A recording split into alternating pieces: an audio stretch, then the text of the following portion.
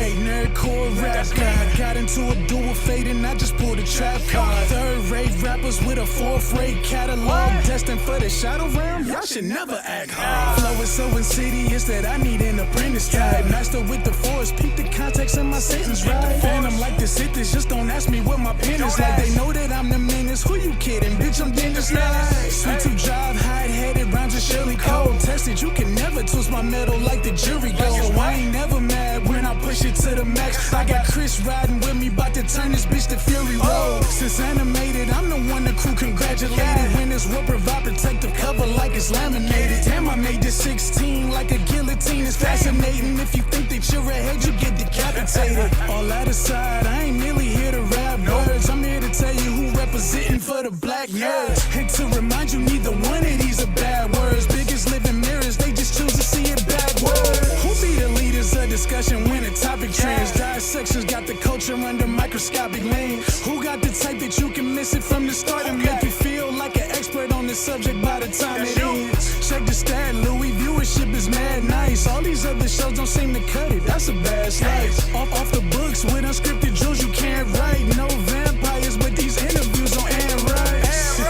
Yeah, this is the best part. Rhymes on Mandalorian, the pen is made of best score. Starting a war with these stars, you won't get far. This is the way you play a game of life or Death Star. So far removed from the drama, we don't notice harm, but won't hesitate to shed a light like a Patronus charm. With mischief managed, troubles at a disadvantage. Must be something in the water, dip your toe because you know it's warm. Where can you find another show with such a fine cast? And if you try to box them in, they playing Minecraft. And basically to sum it up like you define math, this crew's the best and it figures like a line graph. I'm Mary band like the words I do. Level-headed, you don't have to have absurd IQs. They know you can relate because they're nerds like you. With their help, you'll see the world from a blur's eye view. Yeah. You are now tuned in to Blur's Eye View. And without further ado, we out. Yeah.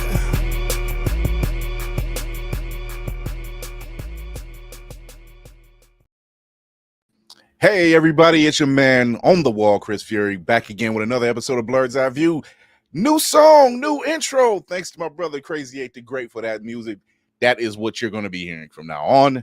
And man, that stuff's fire. So without further ado, I hope everybody's doing well out there. I hope everybody's doing good. But if this is your first time here, go show your love over to the YouTube channel. Hit that like, subscribe, and hit that notification bell. You can follow us wherever you listen to your podcast. You can also check us out on Always Press Record if you have a Roku Fire or Amazon Fire device. And we have a lot of news as BNN over on Blurred Station. As you know, that Blurred Station is now sponsoring BlurredCon. So all news, all interviews, whatever you have coming down the pipe will be live streamed all weekend for BlurredCon through Blurred Station. More news coming down the pipe. You want to stay tuned. You want to sign up with Blurred Station, your next destination. Without further ado, let's talk to my little techie. She's so I'm gonna bring you in, show yo. Let's have this show. Not my little techie. I'm weak. How you doing, Chris? I'm doing good. So there's a crew of 9. It's a crew of 9 of us, right? So in our group chat, I said, my goodness. So this is what happened. So Spartan, I always say Spartan's like the shipwright. He's like Frankie. Mm-hmm. He's the big guy. And he said he was benching he was deadlifting 455. Yeah. He's going for 5. Uh-huh. So I said, oh yeah, so you really are Frankie. You know, he's really out here like that. And so I started naming everybody in the crew in all their positions. And I said, show yo, it's Tony Chopper. And she says, please tell me it's because I'm short. No, I said, is it because I'm short? Like... No, because I find you funny because I like Tony Chopper. He's funny and is adorable. And then he takes a bumble ball and then he's a whole ass problem. So let me tell you, like, I don't think, and I think that's probably like, you guys probably don't even know my height. I forgot that, but because, Mando too, because she started the bullying immediately. She was like, please say yeah, it's she because started. she's short. But I mean, it's because like it don't matter where I'm at. I could be doing anything. I could be chilling. Like I was just watching in my server. That someone wanted to watch the Celine Dion documentary, and I was like, you know what? I'm gonna put it on for you guys. We watched it. I was surprised, but because the people in my Discord love to bully me, just a short joke for no reason. I'm like, how does this have anything to do with Celine Dion? Like, yeah, I'm 5'1". That is why I'm short. So Okay. So when you I said that, I think was like, she was like, what? so for those who are new here, the only so Lady Mandalore is, and this is the only reference she'll ever use of One Piece because she is not a fan of One Piece. Me. She says One Piece is a cult. It is because we have cookies over here. Crazy. But Lady Mandalore will only say that she's the Zoro to my Luffy. That's the only reference she'll accept. It's the only thing she'll take upon, and she's done after that. After that, she'll just say, "You guys are crazy." Which Zero's my favorite character. Sidebar. It's exactly what Zoro would say. It's just he's exactly like that. He's like, "I am not with you guys," and then ends up being with them. So yeah. So what's been going on? It's been a crazy weekend. It has been a crazy weekend. I saw Inside Out too, and I saw If this weekend. See, now that's two movies that I was supposed to go see and never got around to seeing because by the time the day got by, it was like the day just got away from me.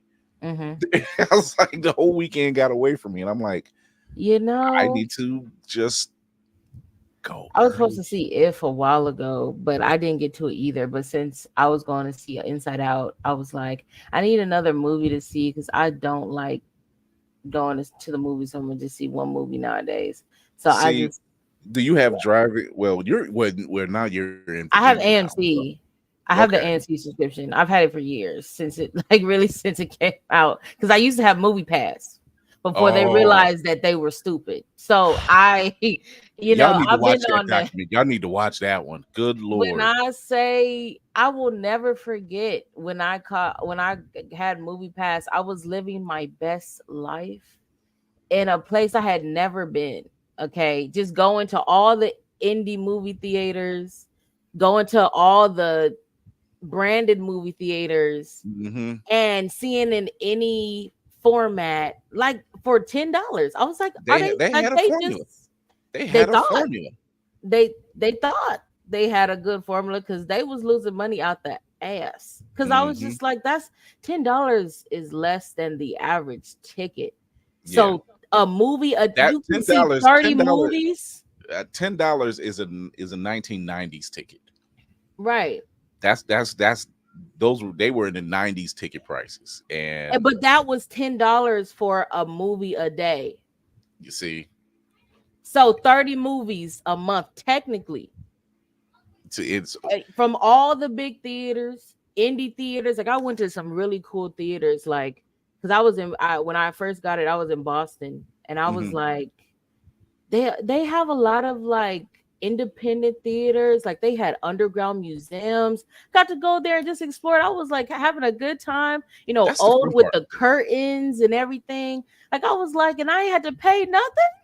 See, and that's what I love about going to movie theaters. It's and Crazy 8 the Great said the same thing. He did a post a couple weeks ago. He said, going to the movie theaters is almost therapeutic. It's kind of it's a couple of hours away from just everything.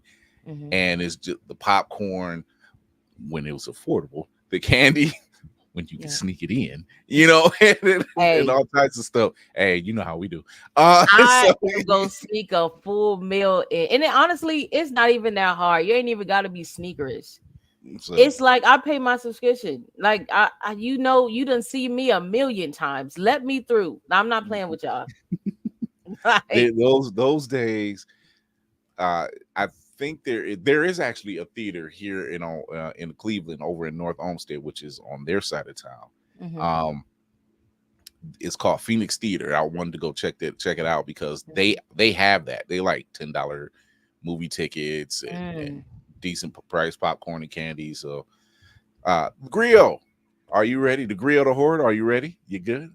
Hi, Let's kid. go. She's in the building. Hi, What's happening? lady. Hey, how y'all So- doing? Good. Doing How good. are you? I think Girl, yes, first of I all, think I ain't seen you in a minute. I know. It's good to see you. she's a New Likewise, hon. Virginian. She's A new Virginian. Oh, Yeah. Does that mean we're gonna see you next month? I might She's- come on Saturday. Okay. Saturday she's will trying to work possibly be something my out. only day. Yeah. Listen, I definitely rock with y'all with the food in the movie theater because I will definitely have a whole meal. Okay, my favorite is going tater tots to Domino's. That I'm dead ass. The tater tots. Some Domino's, guys I grew up with that still is- don't Listen, look. Some guys I grew up with still don't know how I managed to at the time sneak a full extra value meal from McDonald's in to see The Matrix. They don't know how I Look, pulled it off. I The don't drink think and people everything. understand. listen, Right. big enough Not hope that will hard. happen. A big I enough call hope it will happen. it's called a bomber jacket. It came in quite Look. handy. You go. You just need a nice sized bag. Like I literally because God, where was I? I can't remember, but I went to AMC that was in the mall, and so they had this nice hibachi place. I will pick up food from there in the whole container, a whole drink, and just walk in there. Like, See, you what are bold. you I ain't going? gonna even hold you. You bold on that one. At least I put it in my purse. I will have a big purse. Yeah. You bold on that one. It's like, what can you do? Like, yeah, I'll have a purse most times, but it's just like you gonna see the straw out my drink, and you're not gonna say anything. Like, cause what are you gonna do? It's not Especially bothering you. if you go there, if you go to a theater enough and you know the people, they just kind of like It's not bothering That's you. true, Like too. most of them honestly really don't care. I mean, now granted, every theater is different, but AMC is kind of like a people theater. AMC is not iPick. iPick is banking on you to pay for their food. yeah. So they're not gonna let you bring shit in there. We okay? gotta do something Ringo. about getting we gotta do something about getting junior mints for $4.50 and you only get like 10 of them in there. That's a problem. Thank That you. is a whole problem. That doesn't If make this sense. shit wasn't so overpriced, I actually would buy from them. But like, you getting a hot dog and it's $8. Stop it. Man, We're not at I saw that. nah. And Hey, I didn't Mandalore. even realize it. Hi, Mando. It's I didn't want even you. I want realize you. that. I want you to confirm something before we get to our guest. Oh Lord. It's something I mentioned. It's something I mentioned in the chat about our crew. When I said that Shoyo is Tony Chopper, it's Tony Oh Chopper. yeah, no, that's you. Okay. What's Not. But I said the What's only up? time you'll take that reference of One Piece is if I say you're the Zoro, to my Luffy, That's and it. then after that is a dead stop. It's no more. Absolutely not. Yeah, no, nothing else is true. I'm crying. Nah, I'll take because Luffy, but that's it. One Piece is still cult. See, what I tell you. absolutely. I'm not a pirate. we have two guests with us tonight. Ooh. Trey Jeffrey Allen, who is the starter of Rexco Comics. What's going on, Trey? Hey, what's up? What's going on, y'all? How's it And going? Jonathan evening. and artist Jonathan Edwards. What's going on? Hey, how y'all doing? No. They have a new Kickstarter called AfroFutures, and I got a chance to check this out, and I like the concept because this is it's something it's different than your regular comic book. It's completely different. So explain. I'm gonna put you up here. So explain what AfroFutures is. First of all, what's up, Jonathan? What's up, bro? This is the first time I've actually seen his face. He's been on Instagram for like months now. Yeah. That's just a process, you know. AfroFutures is a comics magazine. You're right. Like, I'm trying to do something different here. I know a lot of people will probably say, "Oh, it's an anthology." I think it's much more than that. I'm basing it on stuff like Heavy Metal Magazine, Mad Magazine. There's also stuff like The Source in there, stuff like Right On, like just magazines that I grew up on. And I want to give the reader a lot of bang for their buck, because I always hear, I mean, I'm a comic book guy. I always hear people saying like, the DC books are $3.99 and you get like 10 minutes of story to read. Yeah. You know what I mean? And I'm trying to make sure that like, when you walk away from this thing, you feel fulfilled. And a lot of that has to do with my experiences watching stuff like Liquid TV, watching stuff like Toonami, watching stuff like Adult Swim, even more those that love Death and Robots, like, that those collections of stories that all kind of fall under an umbrella, right? Mm-hmm. But, don't feel cheated by the experience at the end. As a matter of fact, you feel like you really got a lot out of it. Right. So that's what AfroFuturism is. And of course, it's, AfroFuturism is the that all these things fall under. But we're also putting this firmly at 17 plus. So a lot of the stories in here are like mature in some nature, either whether it's zombie violence or, the occasional nudity. We're here for the big kids, Mm-hmm. Nice. So I'm gonna bring Jonathan up now. Jonathan, one of the pieces that you're working on is the Secret Files of Josephine Baker. Mm-hmm. Can you talk about that? Wow. So basically, y'all know how Josephine Baker was like she was a spy in World War II, right? Mm-hmm. So this is like a secret file of I want to say like a bookend of her on closing a book on a mission, so to speak. Mm-hmm. And you'll have to read the book. I want to show. Let me put this here.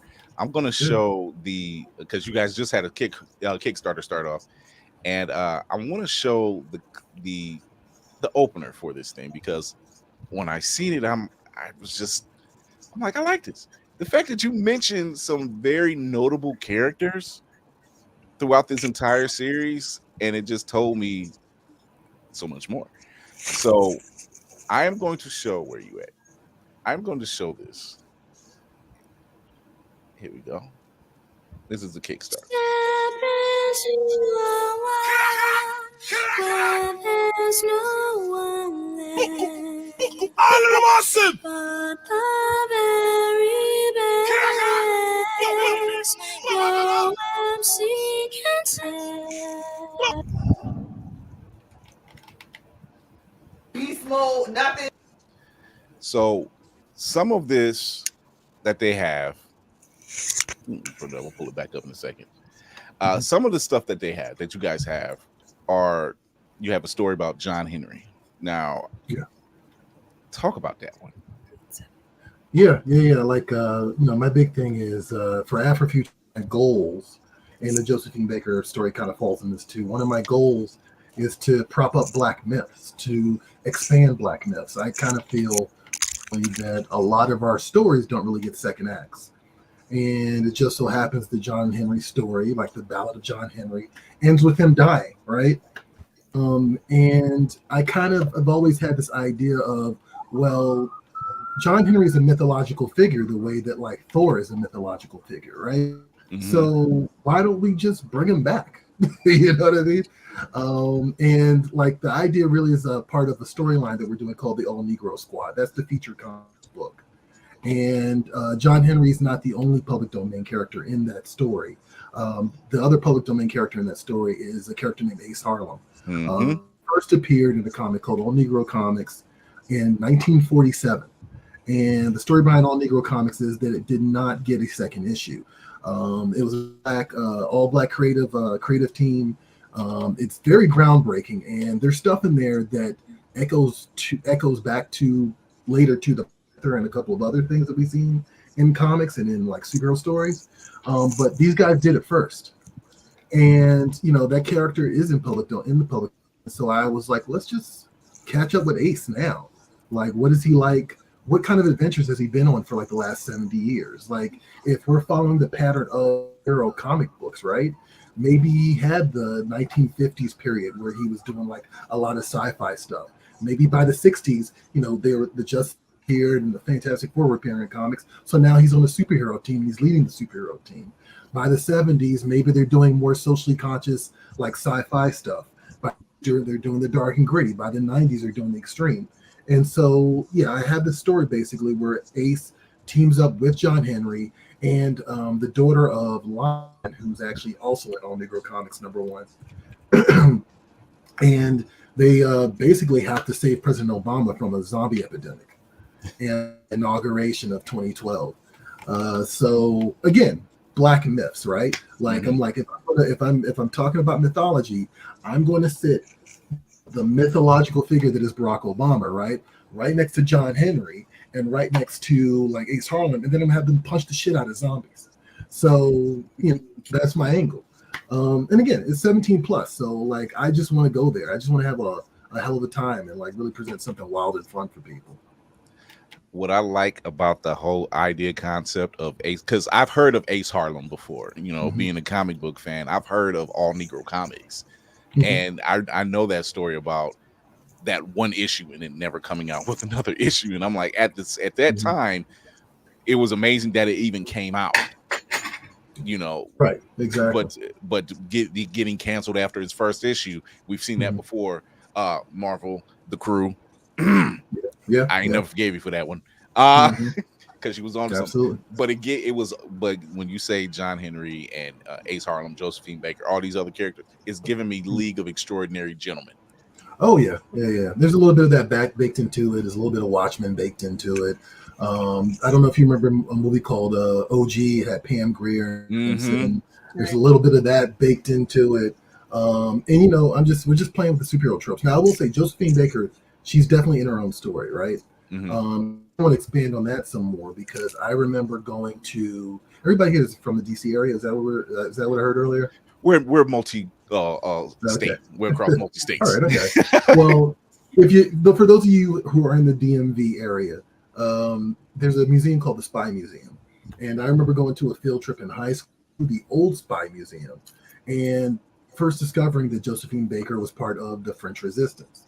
And I just kind of like had this moment. I was like, why don't we get like a James Bond thing? Why don't we get an Indiana Jones thing? Like, why are we getting stories where she's punching Nazis? Like, you know what I mean? Like, where is that story at? Literally has been sitting with me for 20 years. And, I finally got a chance to tell at least one of the stories I wanted to tell in this concept of mine. And Jonathan really has knocked it out the park, man. Like, he's been sending me artwork from Instagram, and like I just basically been sitting there like, which one can I show first? You know what I mean? Like I don't want to show the whole thing. So which image am I going to show you first? And you flashed a little bit of it on screen. It's on the Kickstarter bits. But I remember talking to Jonathan about that project, and one thing he agreed on is like, what's the tone of this? And we both said Batman the Animated Series. That's what we're going for. So yeah. Little noir, a little like definitely a spy fiction on top of that. That concept, and I want to let the crew talk. I like the concept of this because once again, these are stories we don't get to really hear a lot of. Right. We don't get in to kind of reach out there and take some, and we've seen it like with Lovecraft Country, where you've taken something real from history and put a spin on it, whether it's sci-fi, whether it's fantasy or horror, or a love story, or a rom-com, or anything of that nature, and you just spin it on its head, and it makes the story even better because we all know that when they teach us about history, they teach you enough to make it sound interesting, and then it really isn't that interesting. Like when you really find out, it really like, oh, that's all that happened. It really wasn't that interesting. So yeah, just to see those type of things, yeah, I like seeing that.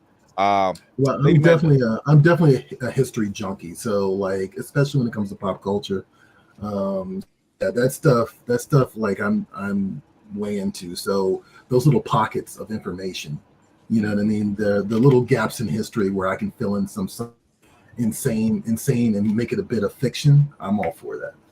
So Lady Mandalore, you got a question? So for Josephine Baker, Is it more in line with the whole Batman animated series type of feel, like, or is she a? Do you treat her as if she's Catwoman in her series? I mean, we kind of coming at it from perspective of she in herself is a bit of a mystery, and we kind of present it that way.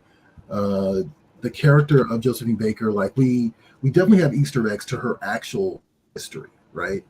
And I don't want to give too much away, but there's just aspects of Josephine Baker's character, her real life character, right? Is just amazing. Like, it's just wild, you know. She owned a pet cheetah, like, you know what I mean? So there's many bizarre aspects that I'm like, this stuff writes itself.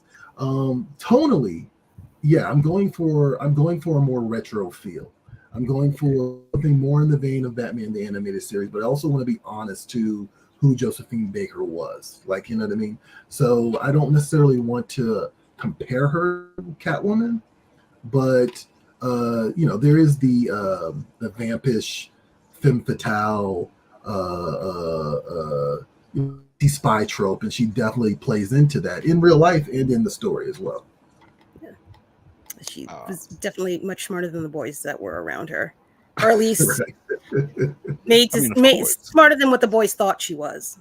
Thought she was, right? Exactly. Now, you know, and that does factor into this a great deal. Oh, Lainey. First of all, they call me Greer Hard because you had me at zombies, so need more of that. Or vampires, need more of that. Yeah.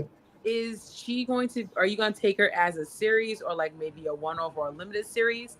And if it's not a huge series, what other like hidden figures that you could think of that will come into play of you bringing to life? So the hope is that if this Kickstarter does well, we can release this annually, and, you know, we'll remix like the artists and whatnot. Like, you know, Jonathan's done such a great job on Josephine Baker that, like, I can't really imagine doing this with anybody else at this point. Like, you know what I mean? So I have a longer story that I've been thinking about for 20 years that I want to tell, and this story is just an introductory story. But you know, my bad. What was your question again? My bad. Now I was gonna say, so it sounds like you're going to make it a series, and that's great, because the only time I remember her was that that HBO movie, and I know exactly what museum you went to. I went there like 10 years with my 8th graders. I don't remember seeing her, so I'm mad that I missed that. Then I was about to say, what other historical figures that are not mainstream? Because we can get the Malcolm X's, right? We can get those, right? But what other historical figures that aren't mainstream that you would bring to life? Other historical figures, like, you know, the All Negro Squad thing is kind of me. Truthfully, it's kind of me talking shit about celebrity culture in a lot of ways. And so I mean, it takes place at the Obama inauguration, so there's a lot of celebrities there. Play with that within the zombie genre on top of that, which is a lot of fun. So, you know, there are, you know, more recent, I guess, maybe not historical, recent pop culture figures actively in that story. And then the plan is that if we do more stories, we'll introduce and play with those elements more and more, and kind of make a almost like a regular character in that way, like almost like a Nick Fury in some weird sort of way, you know. Beyond that, you know, we do want to keep doing the Josephine Baker. So, like, a lot of research that factors into that. And I've been thinking about I don't want to give stuff away. Like I've idea of, like, you know, her meeting Mata Hari, like, you know what I mean, and stuff like that, like other historical figures that are also spies. Two teaming up would be awesome, by the way. Right. No, absolutely. Also, and I'm also, was it Julia Childs, who's also worked for the CIA? I think it was Julia Childs. I might be getting that wrong. Right. Yeah. You know, I've been playing with those ideas as well. You know, all this stuff is fun, you know, and it's like, you know, it's a playground that you can kind of reintroduce these concepts to people, and hopefully people will go. I've encountered a lot of people that are just like, I didn't know that Josephine Baker was a spy. I didn't know about All Negro Comics, you know, as I'm talking with them. So hopefully you're able to introduce people to these things for the first time by being a little sensational with it. I want, yeah. No, I was gonna say I'm gonna bring Jonathan up on it since we're talking about Josephine Baker, and you said that the inspiration you got was that Batman the animated series vibe, correct? Yeah. Mm-hmm. How? I don't know. How did you? Because I'm looking at the panel and I'm just the panel's beautiful. Number one. Yes, I'm gonna bring it is. this. So I'm gonna bring it up while you talk about it. Shoyo, you got a question? I guess what I'm wondering is, are these stories supposed to blend together, or are they in each individual stories that you're planning to carry on for a longer period of time? So the beautiful thing about this is that each of these stories are DJ'd by an android called 808, and so she's like the Tom from Toonami of this magazine, and so she introduces different aspects. She introduces each story, and really what she's doing is she's from the future, and she's basically introducing these stories and remixing them, and like beat matching them, kind of creating like a narrative of mythology from story to story to story, right? And so she's almost providing an alternate history of reality for us. And so the book really does bounce from past, present to future, et cetera, et cetera. And that's the overarching theme of this. Is just, first of all, hip hop and music. That's the theme here as well. But also, like, the overarching theme is just sort of like the DJ as the master of ceremony, like guiding you through this wild ride that's 100 pages. She's like Watu the Watcher. Yes. Oh yeah. I'm a big Marvel nerd, so like that definitely dawned on me at several points while I was putting this together. So, Spartan. He had me a bunch of Nazis, but I guess my question is just because I love seeing historical figures or taking mythical figures. And I gotta ask this, and you can hit me with the NDA if this is in the cookbook, or you can just tell me to shut up. Is Robert Smalls or Abram Galloway one of your stories you want to tell? Not currently. Tell me to shut up. Not currently. But I mean, it could be considered. I'm also not the only writer on this project, so there's other people kind of playing with different elements. You just scroll past a story that's called Telephone, that is a tribute. That is a tribute to Jay Dilla. You know what I mean? So there's a little bit of like everything there. You are preaching to the choir over here. You named some artists, baby. I'm like, yo. Oh yeah. Actually, I guess that kind of also answers your question earlier about like other historical figures. I guess Jay Dilla would be a historical figure now since he passed away. So he's like definitely revered in hip hop. So yeah, there's a little bit of everything in there. Nice. There's 808 right there. Yeah. We get I see the Kickstarter is almost fully back, but I wanted to scroll down like 2 pages and ask who's getting punched out and they jaw knocked off and like. Oh yeah. Go ahead and where is it? It's just right there. Down a little bit. Yeah, well, what's going on with this panel caught my eye? What is happening in this scene? So that's a story. That's a story called Last Round. It's by artist Jeff Tolliver, and it is a cyberboxing short story in the comic as well. So the comics kind of range in size, right? Like the Josephine Baker story, I think recently, Jonathan, we decided that we went from 7 pages to 9 pages because I was seeing the artwork and Jonathan's artwork, and I was like, all right, let's do a little bit more. The Last Round is like 5 pages. The All Negro Squad is about 45 to 50 pages.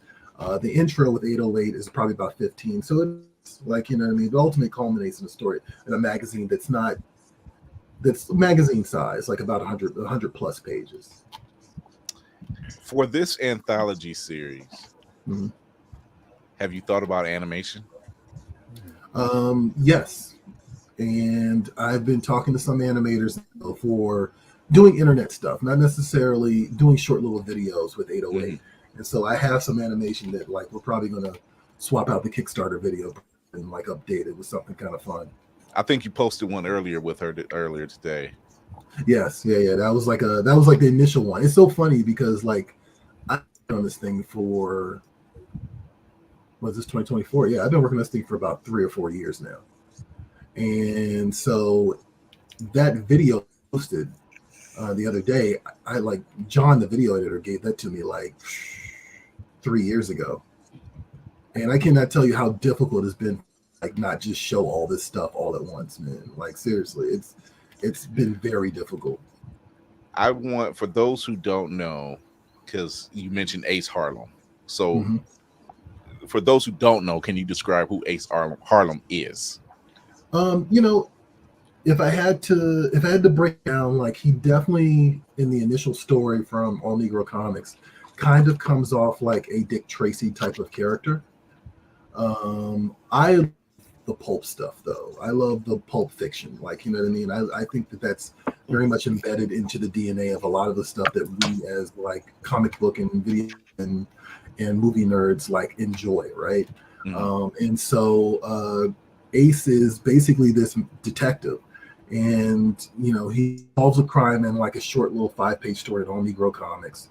And yeah, I just wanted to run with that. I was just like, let's you know, 70 years ago, he's a master detective now. Maybe he'd give Batman a run for his money. Like, you know what I mean? Like maybe he's super respected by everybody in the Black community and feared by white supremacists. Like, you know what I mean? Like that's the angle I'm kind of taking with him.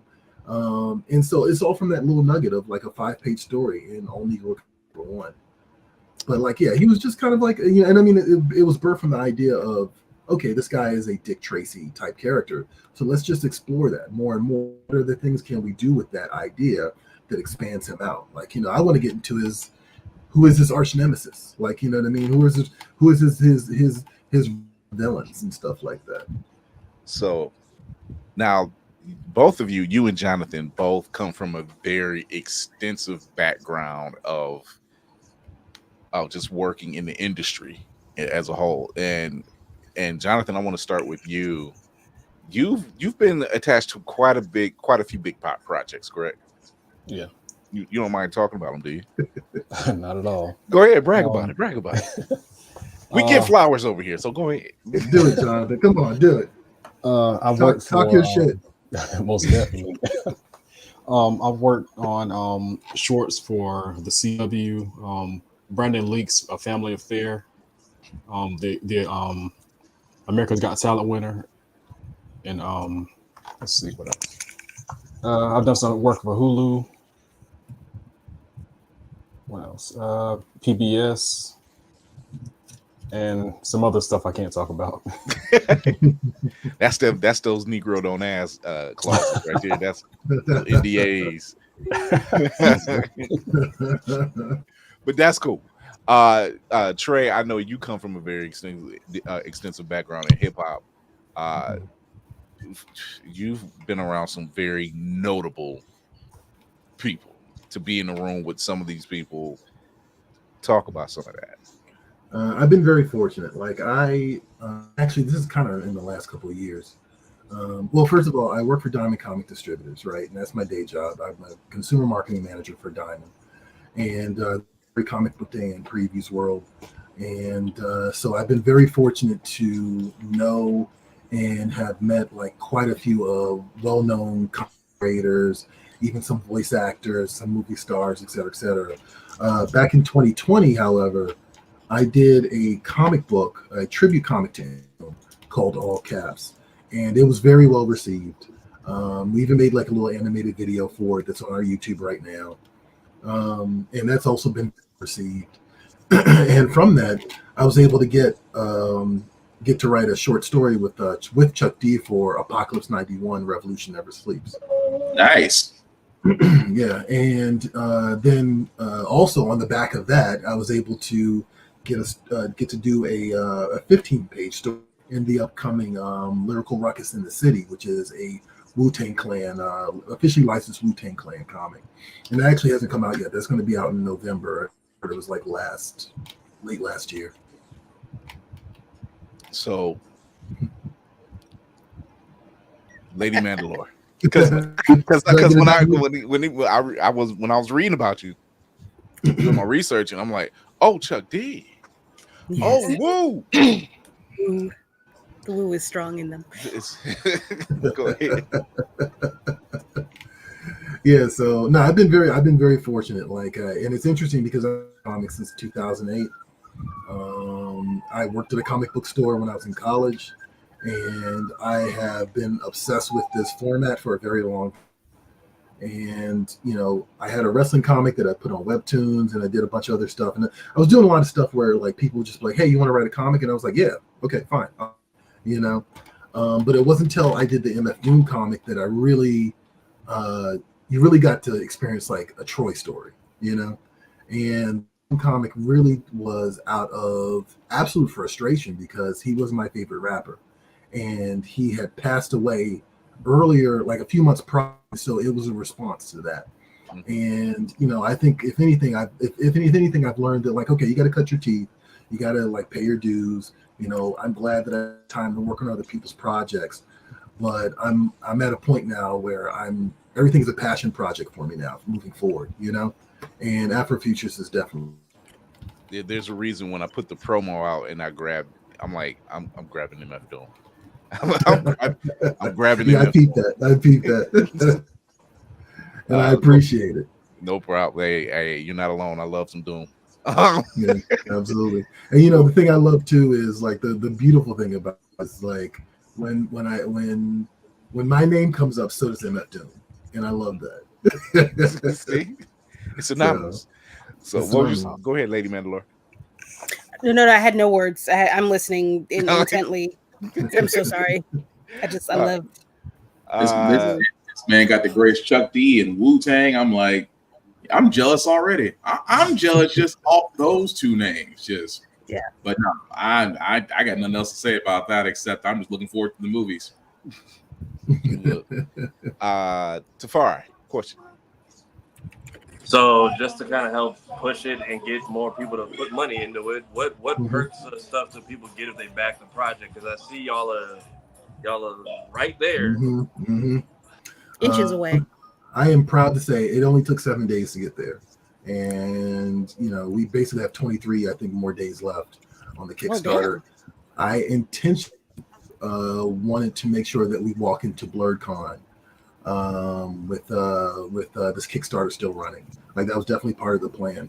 So we're going to figure out a way to take pre-orders for this at BlurredCon as well.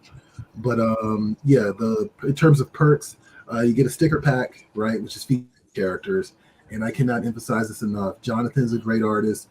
I've got Bliss, who's also another great artist, who's working on the Telephone story, the J Dilla story. Nelson Blake is doing All Negro Squad. He's another great artist. He's worked on stuff like Luke Cage and Witchblade, and like Pixar visual medium. So we're making sure that we're emphasizing the artwork. Like it's going to be a bigger than normal magazine, right? It's going to be a little bit larger, maybe like an Rolling Stone. And in addition to that, you'll get prints and you'll get the sticker sets. And everybody now telling me, hey man, you're getting very close to the stretch goal territory. You need to come up with some other stuff. So I'm considering that now at this point.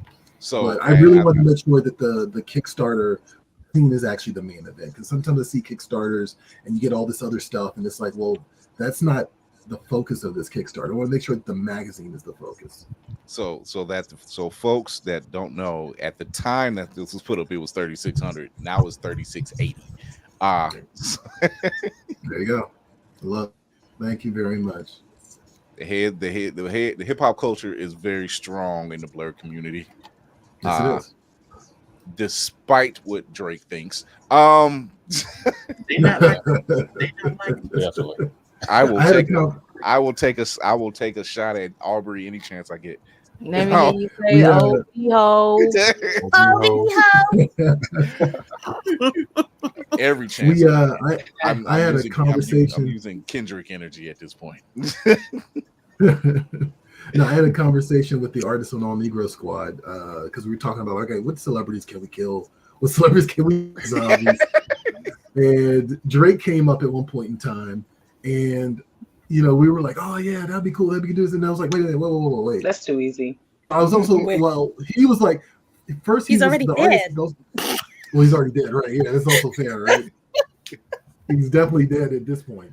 The artist was like, oh, by the time this come out, it might not be a thing. I'm like, I'm pretty certain people are still dislike Drake when this comes out, which is in February.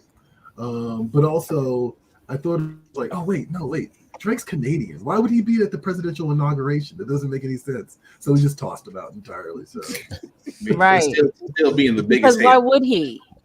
Can't be still being the biggest hater. Look, I mean, that- if you're making wait a minute, if you're making fun of celebrity culture, that would make sense that he would be there. let that be I the mean, it one. would. Let that be the extra nail in the coffin. You'd be like, wait, why is Drake here again? Why are you Right. Why is And, he and, there? and having the characters actually question that too, or as they're killing him or whatever. Like you could turn It's that. the That's true. Yeah. That's true. That's a panel. That's a panel. Yeah. Why are you here That's the again? panel. Right. How'd you let you Yeah. in? How No, did you legit, get in right. here? Into the entire country. You can't That's even a get in the valid question. club. That would That be is Thanos dust. That would be perfect though. Drake as a villain and K-Dot as the boogeyman. Just don't say his that's name. just real. That's just real life right now. That's Story Like, of right itself. Drake can't Every even time- close. He can't even close his eyes without hearing not like us. It's everywhere. If I say K-Dot gonna be right up there with Voldemort, it's like he who shall not be said, his name shall not be mentioned. Everybody's got jokes. It's every DJ has jokes. Everybody. Right. Jonathan, I want to ask Jonathan, is there a project that you've always wanted to work on? Wait, I think we lost him. Yeah, we lost him. I think we I'm lost still him. here. Oh, Me is too. he? He said, Me too. He's just very quiet. Okay. Okay. Is there a project that you've always wanted to work on? I would say yes, honestly. There's a project that I've been cooking up called Southern Blend, and it's based around kind of what happened after I left college because I had to drop out, and it was just a few years of me trying to find myself, and I wanted to I kind of want to do something like an animated movie or a series, but I'm still debating on which way I want to go with it. Basically, Southern Blends, it's cultural. It's like it's blending hip hop, car culture, and just a slice of life project. That's something I really want to do. I've been working on it for a few years now, and hopefully next year I want to drop it. Nice. I'm going to be honest with. Go ahead. Go ahead. what is the difference between it being a movie versus a series for you? Like, what would you be? What's the benefit of one over the other, or the negative over one or the other? Well, if it's a film, I can just one and done. But if it's a series, I want to do like at least 2 seasons. But I guess the So you want benefit you want more work or you want less work? You want quick work? Is that the question? Right. All right, so that makes a lot of sense. So let's make it a series. Okay. Yeah. Thank you. Thank you. Lady Vandermoor with hard-hitting questions. Hey, I she's the help. second in command. She's the second in command for a reason.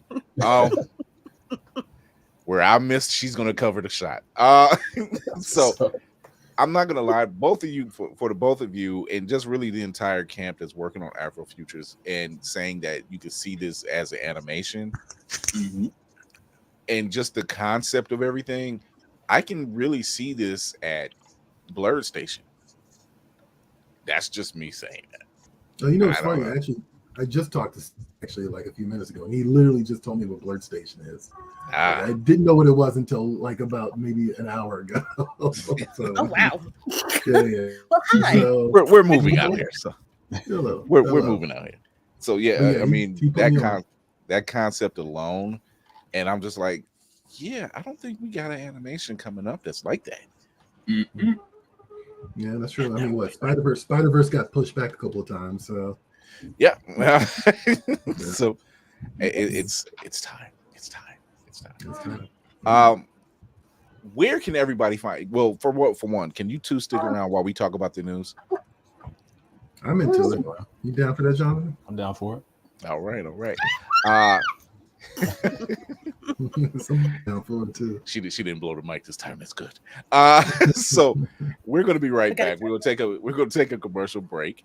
We're gonna be back with our guests. We're gonna be back with some news, and you know how we do. We'll be right back. Have some fun. Sit back. Go to the bathroom. All that great stuff. Stay tuned.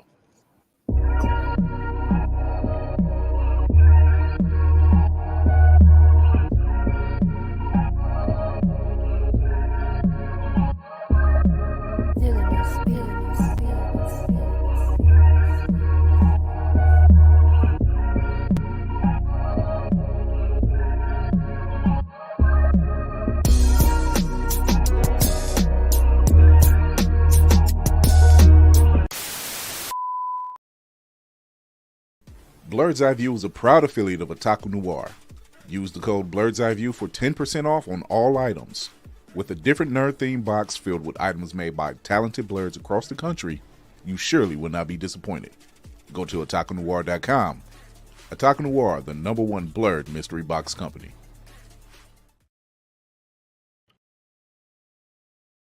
Do you like your pancakes patted? Your biscuits buttered? Your cakes fluffy? Then you should get Mother Butters. I put that on everything. Pasta, veggies, rice, and everything nice. Mother Butters will get you right. Oh yeah, GMO free, and for those who are vegan, Mother Butters has a non-dairy option. That's right, there's enough Mother Butters for everyone to enjoy. Get Mother Butters from your local grocery store. Hey man! What you doing in my kitchen? What's happening? Hair longer, money ain't, so pay attention. Last couple seasons on the show have been very busy, and just to make navigating that easier for you all, I've taken it upon myself to go ahead and clean up the channel a little bit. However, if you are here for just a specific type of content, or you're new here and want to see what we're about, highly recommend our playlist section for you. If you want to see us react or review movies, trailers, video games, and whatnot, that's up there. I get it, not everybody can sit through a 2-hour podcast. So if you just want to see what the best or funniest bits were from each episode, that's going to be our highlights section. If you want to see some of the cool guests we've had on for interviews, up here. If you want to see some of the cool guests we've got to interview IRL, over here.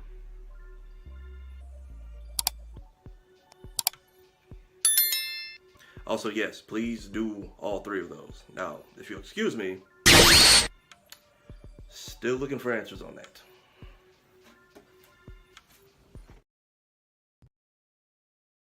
If I get out the Prince of All Saiyans, help me with this next announcement. Hey! Wanna see something cool? Yeah, okay.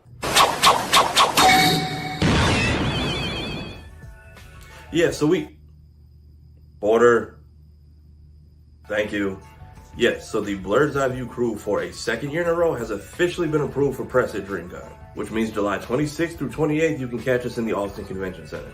We'll be catching up with friends, catching up with our mutuals, hanging out with some of our favorite creators, going to press events, going to tournaments, getting to see some premieres, going to panels, going to see Deadpool and Wolverine because that drops the same weekend, as well as just seeing some of our favorites, giving them their flowers, and conducting interviews while we're there. If you're curious about last year's DreamCon or any previous con coverage we've done in the past, I highly recommend you please check out our interview playlist. That has all our previous con coverage on it, as well as all the cool sit-downs we've gotten to do. Thank you, DreamCon, once again for having us. Really looking forward to the big weekend. See y'all in Austin. I'm Tony Weaver Jr., author of Weirdo and player of Magic the Gathering, and you are watching Blurred's Eye View.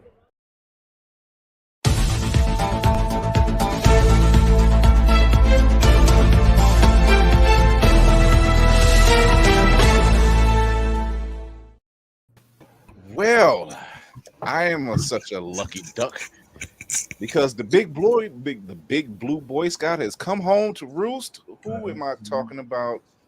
The Man of Steel. It's filming here in Cleveland. It just started this week.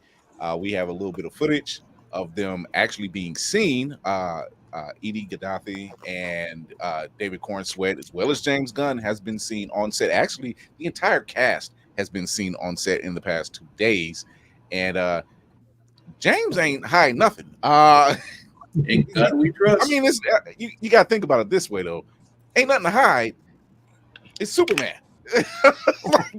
Not just Superman, though. It's another we get to see Mr. Terrific, which we're looking at now. You get to see that. So, and we'll get to, and I'll show you some shots in a second. But there are some really good look. This is a good look. Mm-hmm. My husband was very happy. Yes. I mean, the suit looks, and this is before editing. This is before editing. So those was crying about it. I'm like, you don't realize just how close to the comic as James Gunn has gotten this thing. Mm-hmm. They are trying to hide things with that big ass black and white umbrella. They attempted to hide something. Yeah, that umbrella, that was just terrible. That was just a terrible choice. Yeah. I mean, they're probably trying to keep him from getting heat. That thing, to be honest, it might be with that umbrella. Yeah, we've had a heat wave recently, so that could be the case. Same here. So, but it was really good shots. Shout out to Cleveland.com for getting a lot of this video out to the masses and some of the pictures as well. I actually got a chance to go down to the set over the weekend and check out some of the destruction that's been set up. But yeah, it looks good. Mm-hmm. Some of the shots, I'm like, oh, I gotta see this. You literally run right into it. Some of these shots, but the ones that really, really stand out are these good clean shots. Mm-hmm. Mr. Terrific. Mm-hmm. That's a good look, man. I'm excited for this. I was really hoping that very detailed. Yeah. I was really hoping that he would pull up on in Deadpool 3. I would love that. I mean, he still could. The filming didn't overlap at all. Yeah. Fourth wall break. I didn't know they put the yellow S on the back too. That makes it real official. Yeah. Right. Yeah, James ain't playing. No, I knew James wasn't playing when he started talking about the Authority. I was like, you got to be a comic. You got to be a comic book nerd to see that on the big screen. So when you called your first chapter "Gods and Monsters," that made me feel safe. Yeah, absolutely. I appreciate everything that is being done with this film so far. I'm a James Gunn fan. I like his movies. I like his storytelling style. Mm-hmm. He's a fan, you know, in a good way. In a very good way. Right. You know, we've heard complaints out there like, oh, why is it baggy? I said it's called filming. It looks different in the edit process. Those are the people I tell to go outside and touch grass. Yeah, because if you're gonna complain about every little thing, then you're not gonna be happy about nothing. I mean, forget the fact that Superman has a unrealistic posture. So the fact that the suit itself looks awesome, but it's like, but he's not big enough. He's 6'4". He's taller than Cavill. Even Cavill has said he's the runt of his family, and he's like, But it never ceases to amaze me, and especially, Mr. Terrific's hair. I said, leave Mr. Terrific alone. Number one, hair is fine. The costume is perfect. Leave it alone. if you're gonna trash a movie, go trash a movie. Like we always go through this cycle. It's not a movie a lot that somebody's not gonna bitch about. So right. That's true. What was you saying, Trey? No, I'm saying we just always go through the cycle. Like it's very at this point. Like it's the initial reveal. Oh, the costume sucks. Then the trailer reveal. And they'll pick apart like the sound of Superman's cape or something like that, and how integral to the character somehow when it's not really. And then the movie will come out and everybody will shut up. Yeah.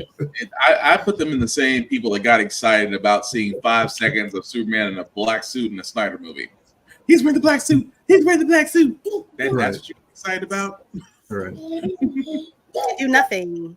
Just because it's the better edited version of what we received doesn't mean it's the best thing. So that doesn't mean anything. But no, I'm excited for this. I am ready for that to happen. Shout out to James Gunn and that entire team, making sure this thing comes to fruition. They started filming literally on the best day. Like the heat wave had already passed by Sunday. Like it got to say 80 degrees and it was comfortable. They already had the setup and everything. So it was like they started filming like Monday, and I'm like, oh, y'all picked a fine time because that 95 with the humidity going up to 100 is that wasn't pretty. That wasn't pretty at all. That wasn't. Everybody's makeup is just melting off their faces. Yeah, no. This time of year, I'm reminded that DC was built on a swamp. Like really and truly, it's gonna be crazy. And amidst while we're still talking DC, the Lanterns are greenlit. Lanterns gets a straight to series order and creative team and plot details after moving from Max to HBO, which is weird to me because they're one and the same. Yeah. Wait, what?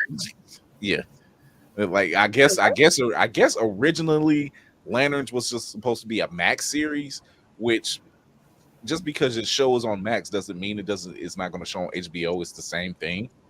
It's the same shit. What? When it's supposed to be showing on Max like a couple years ago? Or are you talking about now? Now it's getting green. They got pushed back a couple of years. Yeah, I think it definitely got pushed back and probably retooled after James Gunn came over and basically took over the DC universe. Yeah, they talked about during DC that horrible DC fandom thing, and then when they realized that nobody was interested, or the fact that they were worried it's going to go the Flash route, that's why I got pushed back.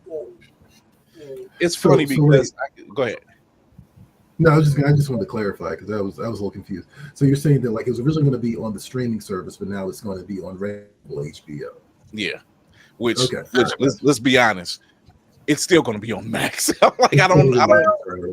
It might be that HBO has their own allocated budget compared to Max. Max is still HBO is a solid name and a much more solid hitting shit out the park type of entity. I see You got Game of Thrones, you got House of Dragon, you got that one later.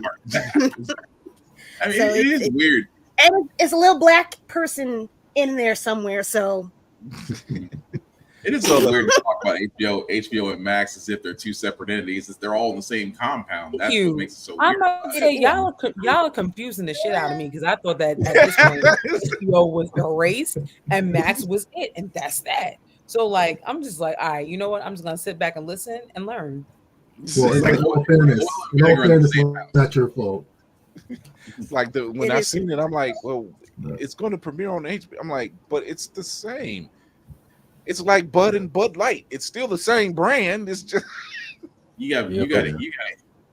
I mean, you got Bud Light and Busch in the same house. It's like y'all both come from the same factory. Will it end up on Netflix?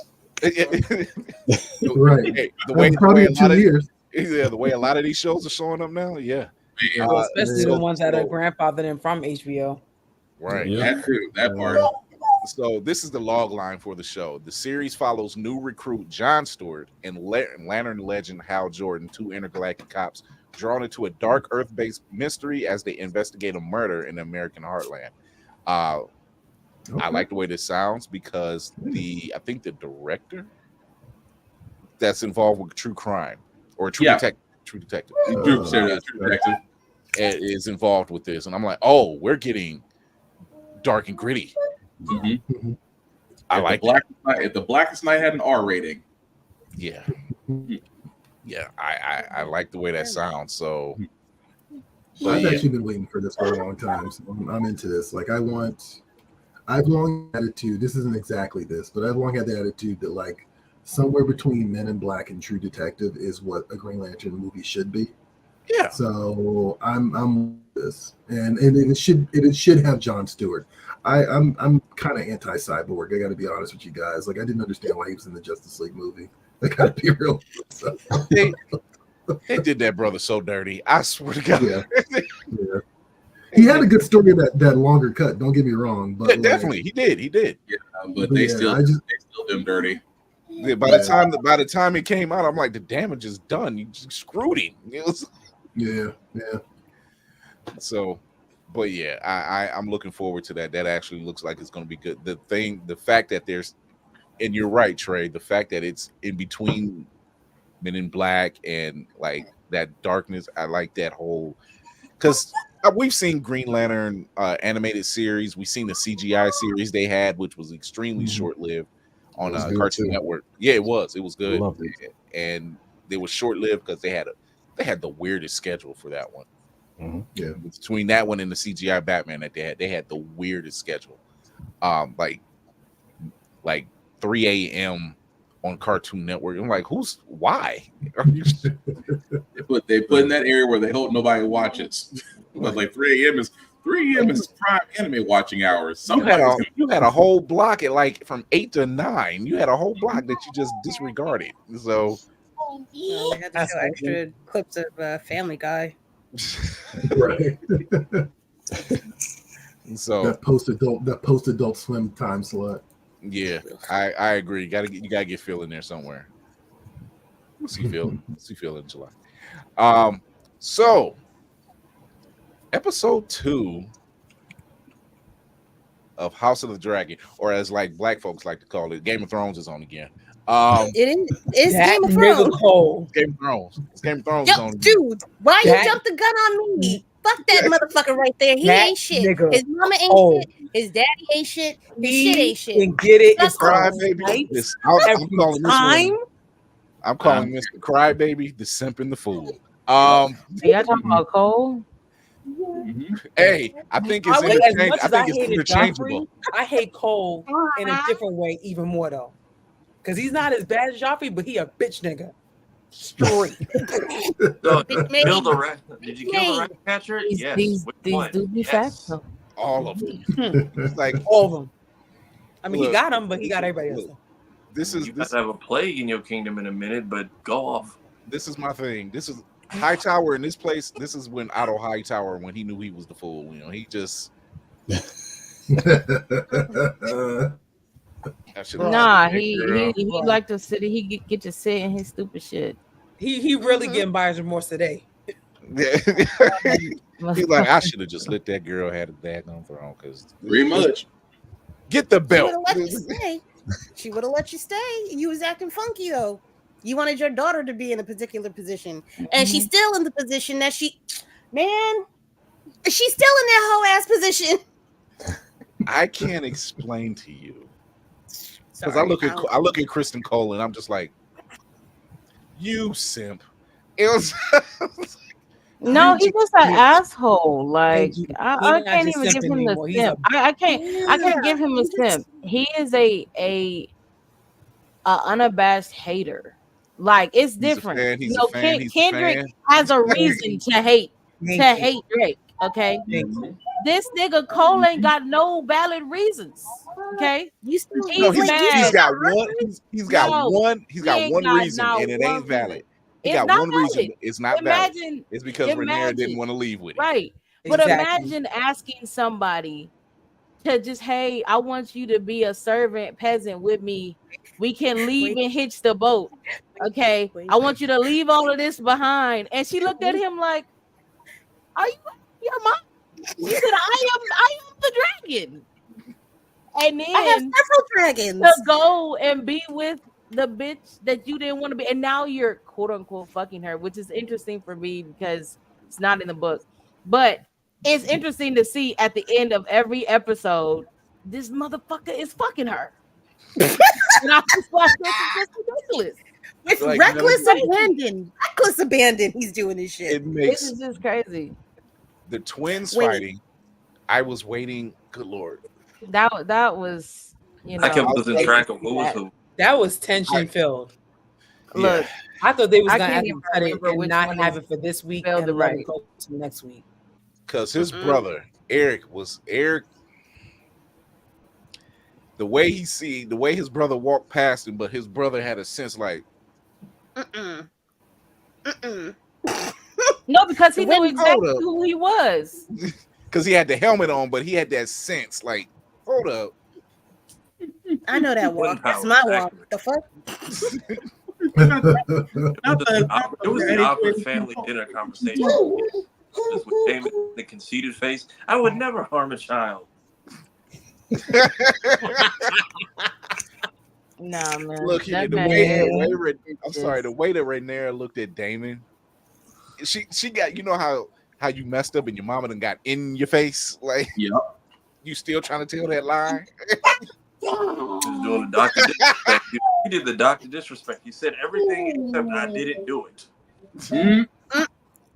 No, Damon should have just stared her in the face. Because why the hell you gonna look to? Everybody knows these are just. Everybody in the company was you guys. You made it know what you was gonna do, and you do what you say you're gonna do 10 times out of 10. It's not a secret to anybody but I don't know why everybody was sitting there like they didn't know. Everybody in that room should have known. That's why she. I think they were trying not to get kicked out. She had to clear the room. Exactly. I can't. This is why my daddy couldn't trust you. Right. And he still couldn't see it. Right. It was like you always up to something. You're like, you good on your word when you say you're gonna do something. You always standing on business. However, your business is dirty, motherfucker. And now you done saw my white cloak to the throne. Your usefulness is reaching its limits. That was the part. She was like, that was the part that got me. When not you and Damon's not useful. He's effective, but he's not fucking useful. He's like a cannonball. I think he is useful if he could have actually just followed directions, you know. But he can't. But he can't. I still think he's useful. I think he's still useful though, and effective. I need you to execute. If I need, no pun intended. If I need you to execute a particular order, but you have no finesse, you're swinging fucking wildly. You do not give a shit about any of the fallout afterwards because you got the job done. It's like what is that say? Like Daenerys said, it's like that kind of fits the cannonball example. I don't want to be a queen of a burnt down kingdom, and that is what he is doing. That's what he did. That's what he did. So we expect him to get shanked in the next episode. Be Magor with teats. He took his dragon out for milk and never came back. From what I understand, he's going to Aaron so it's about to be real thuggy next week. I want to ask Trey and Jonathan. I don't know if you guys are keeping up with the Game of Thrones, opposed to House of the Dragon, but I gotta watch it. It's one of these things where you easily sucked in. The ladies of the ship are slowly sucking me into Bridgerton. That's another story. So Lady Whistledown is messy. Oh, avoid it at all costs. Avoid it at all costs. Yes, I need to be sucked into it. I haven't watched it either. It will draw you in. I was mad at least 4 people on that show. It draws you in because it's good. Hush. It's good drama. I can admit that. I'm mad how they did the boy, how they did the black dude. I'm kind of mad. Don't say that, man. I ain't watching none of it. Just stop. Don't say nothing either. Don't say nothing, Lord. So, don't be but scared. watching House of the Dragon, the majority of black folks that are with Rhaenyra. You mean all of us except Drake? Yeah. There's not one person. And if there is, I didn't notice, to be honest. Because I'm not gonna lie. Kira, I need you to talk to NY. I don't know what the hell that was all about. They flying the group. They talking. We don't talking. talk that was bullshit. Look, wait, I know that's not your borough, but they need to be talked to. Nah, they did it in the city and they did it in Brooklyn too. Brooklyn Bridge is funky. She a funky bitch. She thought who the fuck she was, and clearly we need to have a conversation. Manhattan Bridge, she a oldie but goodie. She cool. She all right. Empire State Building been funky since day one. We don't talk to them. I think I can't remember who else is up on that list, but it's mostly a black household in New York City. I'm gonna just leave it at that. It was just that area where the bridge is at. Okay, because they flying. I don't know why they flying the green banner. I'm like, Williamsburg, because Williamsburg is a hoe. That's why. The funny thing about it is, if you look on IG and you look at a lot of different comments, almost all of them are routinely like, NYC is not Team Green at all. I don't even know what you was thinking. So not nobody. I don't even live in NY, and I don't even live in NY, and I'm like, wait a minute. I thought, is it me? Am I No. drama? Everybody was confused. Everybody was. Very. I walked down there with Lloyd and Tasha to go see if it was true. It was CGI. I'm like, Y'all couldn't tell? like, no, this ain't gonna stand. Mm-mm. Oh, Girls have chosen sides.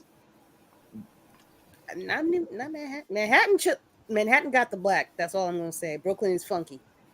There was some green banners in Manhattan too. Not as many as I forgot, but there maybe- was some green banners in Manhattan. That's as bad as the two neighbors I used to know. That one had the Starfleet banner and flag, and they hanging it outside, and the other one had a clean flag, and he hung it outside. Like, wait, this is actually happening? I'm like, sit on the porch and watch this unfold. Only if they bust out lightsabers. Lightsabers and phasers. That'd be like I'm confused, but it works. Go. But yeah, if you're not House Black at this point,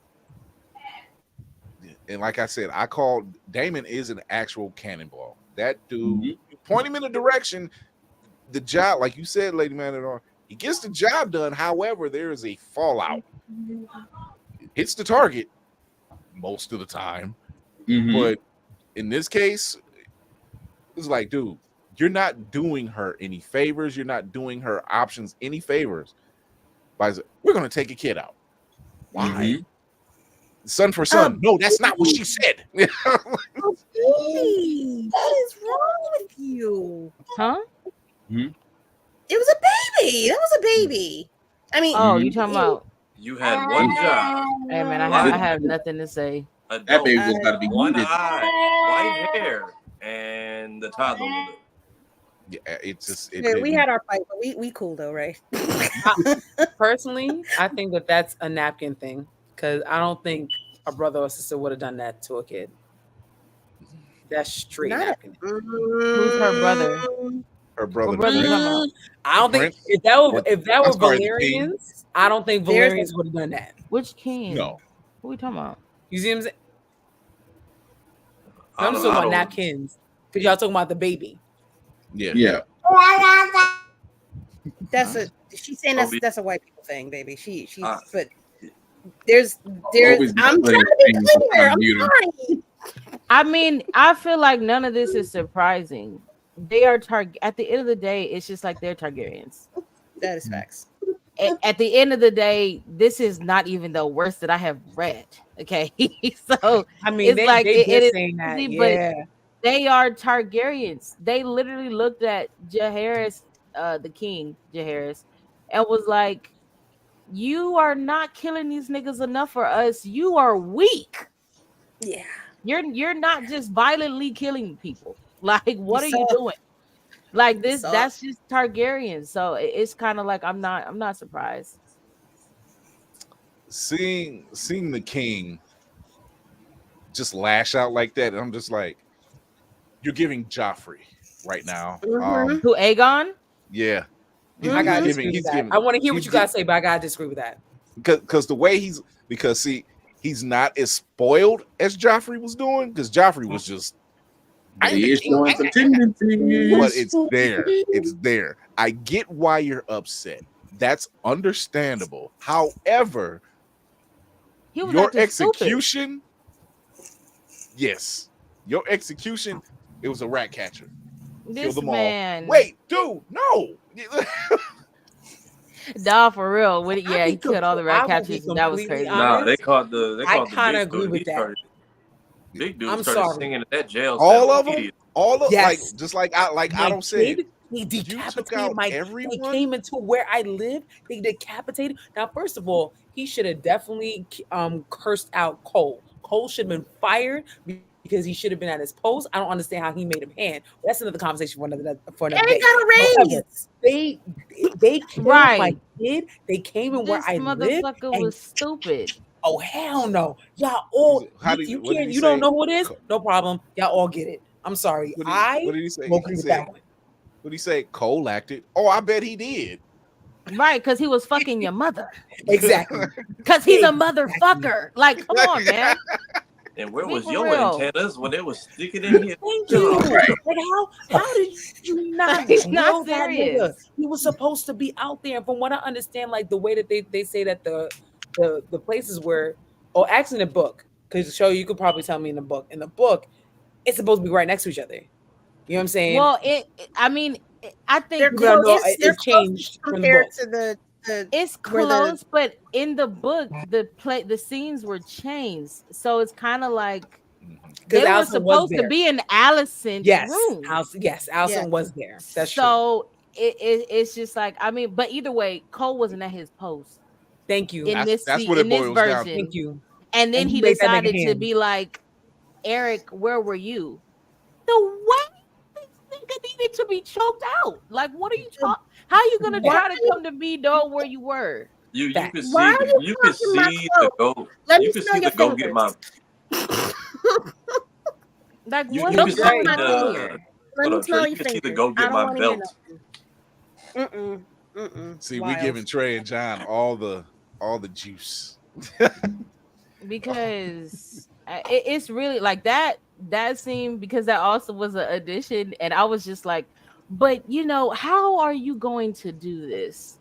Like, Eric didn't do nothing, but the fact that, you know, I think that's what is the sucky part, because like I was reading a lot about, you know, the reactions to the episode, and I think some people were like, I think what's worse is knowing that the Greens absolutely know, even the kids, Aegon stupid ass acting like he don't know what the fuck he doing, but the kids, they know that they usurped the throne.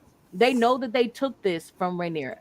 They know that they have been put in place in something that they didn't deserve, and yet they're still acting. This man acting like, talk about some, this is war, ruining his grandfather's Lego set. Like, I'm just like, you mad, but you acted like, you know, it was just fine that Luke died, that your sister had a miscarriage, and everything was cool. But now it's war. It was already war. Like, it's just like, You y'all don't are acting understand. ridiculous. You don't. You guys Elise, are that was her fault. You don't understand. they acting. It's like they're making the decisions already knowing that they're in the wrong.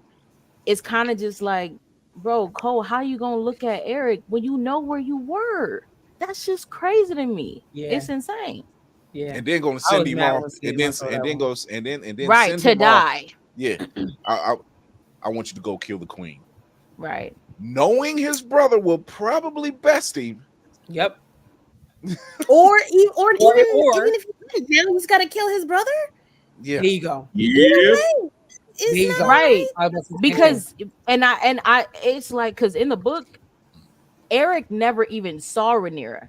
He saw his brother, saw him and was like, "We gonna stop this right the fuck now. What are you doing here?" And they got to squabbing. So they gave them the idea. They gave us the idea that he at least saw Ray, like, oh, he almost got to finish the job. But it's just like, bro, you sent this man to die. So I had the opportunity. I can't remember which episode it was from House of the Dragon, or not House, Game of Thrones, where Joffrey, basically the entire family, were at the table when he was being Joffrey, and Tyrion was saying something, but you know, Tyrion has a way of talking slick and getting his point across. Well, his daddy was sitting there, Tywin was sitting there, and Tywin even said it: the king is tired. No, I'm not. I'm not tired. He had a second win. even his mama gave him the look like, okay, you done went too damn far. I mean, even Tywin had the best line. He said, "That's because you think he's king, he has power." He said, "That's just the title. Let me show you what power actually is." And I'm like, dang. So when I see Aegon acting like that, and then Otto was trying to talk sense to him, despite his moves, what he's trying to do, even Otto was trying to talk sense, and once again, damn, I fucked up. I should have never put this kid. But I Ever. think someone made a good point about how, like, Rhaenyra was a girl from being a child, was at her father's hand. He chose her. He raised her to watch him. More than right. He was grooming her. Right, to be in that position. They knew that they were planning to usurp the throne for a long time. Otto been plotting. He been hands for multiple kings. He's Yeah. been waiting for his chance for this. That's And the he only thing. didn't think to put Aegon in any position. So it's like you raised a stupid bitch. Yeah, Because that you had was your his daughter downfall. That raise was a his stupid slip. It was bitch. actually his fault. That was his slip up. Yeah. Yeah, that was the slip up. It was like, oh shit, I shouldn't have put this kid because Aegon even pointed it out. You know He what? didn't want it. You were my father's man. It's time for you to go. Right. Yeah. But So then funny you that made the Aegon dumbass. But then you made the dumbass decision putting Cole in this place. Yeah, You mean the Negro that didn't do anything? that I wasn't can't wait where till he's next supposed to be. episode, bro. Girl, I'm waiting for girl. what's gonna happen. Because yeah. we need to have a watch party. I think We should be Game of Thrones. I can't wait for the flame. I mean, House Dragon. Baby. The I can't wait to ashes. light that ass the fuck up. Whew. Because I heard that episode 4 was called Dance to the Dragons. So I'm curious to know what, because we're on episode 3. I'm curious to know what episode 3 is going to be, because I'm like, what is this next episode going to cover? Damon's gonna go to Aaronhall. Where's Brayla? You mean Bayla? Bayla. Isn't she supposed to be? She's supposed to be going out. Didn't Rhaenyra ask her to go out? She left. Yeah, And she's flying past Driftmark where Corliss is. She's way past. She's told her to just kind of fly high, like they were getting. But you concerned at already knew first. what that means. Yeah, like stay out the way, keep an eye on stuff. Just stay out the way. No, she sent her somewhere to do something. She's not doing laps to make sure the perimeter is secure. She went. Then that's gonna be in episode 3, because in episode 2 she's just doing laps. Like she just told her to do like surveillance. But on the ground, I'm so confused. I don't know. I think she told her to fly high until she gets to the destination and then do something. That's what I thought I heard. Okay, I remember that. I thought she just like kind of told her to do surveillance. But I think both our points, I think is she's gonna be the next casualty, the next big casualty.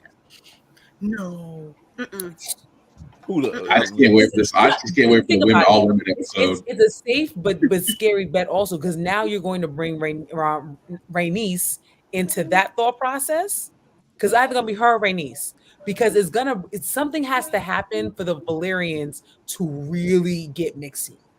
They're just kind of on the back end, and those two boys, from what I heard, they're supposed to be Valyrians as well. They're Valyrian bastards, so. Allegedly. Which one? Which two are you talking about? The ones by the ships. The hulls. The hulls. Oh. Yeah. Because they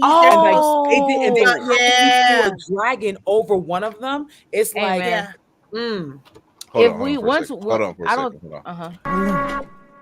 We are approaching a point of no return from this tangent. I'm weak. I don't want to get our guests too far left out in the ether. So I know you guys haven't we're Game of Thrones fans over here, so we cover these type of things. Trying to make it weekly because it's a lot to talk about. You're missing an opportunity to not have Shoyo and Lady Mandalore and Lainey just do a podcast. Oh, there are plans for this season. season. Game of Thrones. There are plans. Yeah, there's plans being put up for the women to take the ship for the week or for the day. Yeah, for have some time. We having a steak and whiskey watch party when that happens. Because give me a couple shots of rum or something and sit back and have fun, because it's Lady Mando helps me get some things in line when it comes to Game of Thrones. I'm like, hold on. And she's like, no, check this out. And I'm like, and she'll tell me, and I'm like, oh, because I haven't read the books. I'll say this, Shoyo, for this show, this is all her. I'm gonna give it to her. She read the Oh, books. she. You know what? No. Me and Mando had our we definitely had our chats. Okay, I cannot even lie because after She got reading it. the book, it's definitely like the show is crazy in its own right, yeah. but it is different. And I personally, after reading, I'm not even done with it. I got less than 100 pages left, but it's like after reading the book, you're kind of just like, this story that we're getting is really only half that book.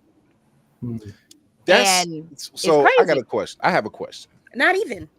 And it's not so much the details of either Game of Thrones or even House of the Dragon. This is kind of a general question, and John and Trey, I'm pretty sure you can help me out on this. When it comes to adaptations of any form, some adaptations make sense, correct? Like when it comes from page to film or page to screen. Some adaptations make a little sense. Case in point, it makes in comic books, Ant-Man is pretty much the creator of Ultron, right? They always gave the heroes like multiple degrees and everything. But when they became the MCU, it made more sense that Tony Stark and Bruce Banner were behind the creation of Ultron and then of Vision. It made sense. The guy who runs the AI and the guy who's kind of dealing with DNA sequencing and everything else, right? Is it always difficult when the change doesn't make that much sense? Like, okay, with Game of Thrones, from what I've heard from generally a lot of people, is one, certain stories aren't finished. Like it was with Game of Thrones, which is how we ended up with season 8. Yeah, season 8. So, because season 8 was like they said it was so far from what it was supposed to be because the book wasn't finished. So this is kind of a combination effort in the case of the studio and the writer. Studios are being greedy about it, correct? Yep. But when it comes to the writer, do you think that sometimes it might take too long or that it's not completely fleshed out? I mean, I'm of the attitude of his story.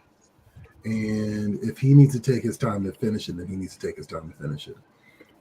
Those books are like, what, 20, 30 years old now? Yeah. Don't remind me.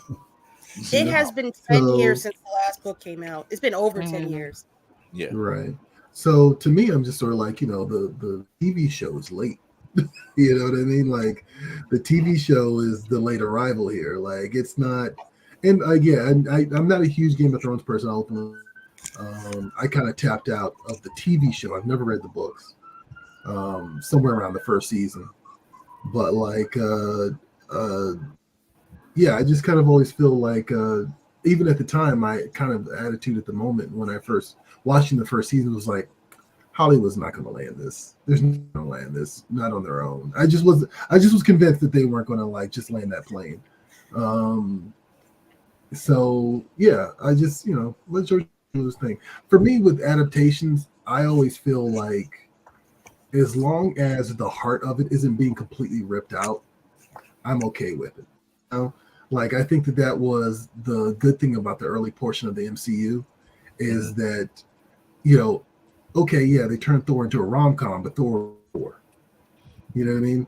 Like, his I see Lady Vandalore. Nah, she hate that. She Anytime hate I that. fuck Taika Waititi and his ass, he could go to hell. I hate Taika Waititi. Well, I'm not talking about Ragnarok. I'm talking about the very first movie. Yeah. Oh. And I'm like, that was fine. That journey, his character arc was his character arc. You know what I mean?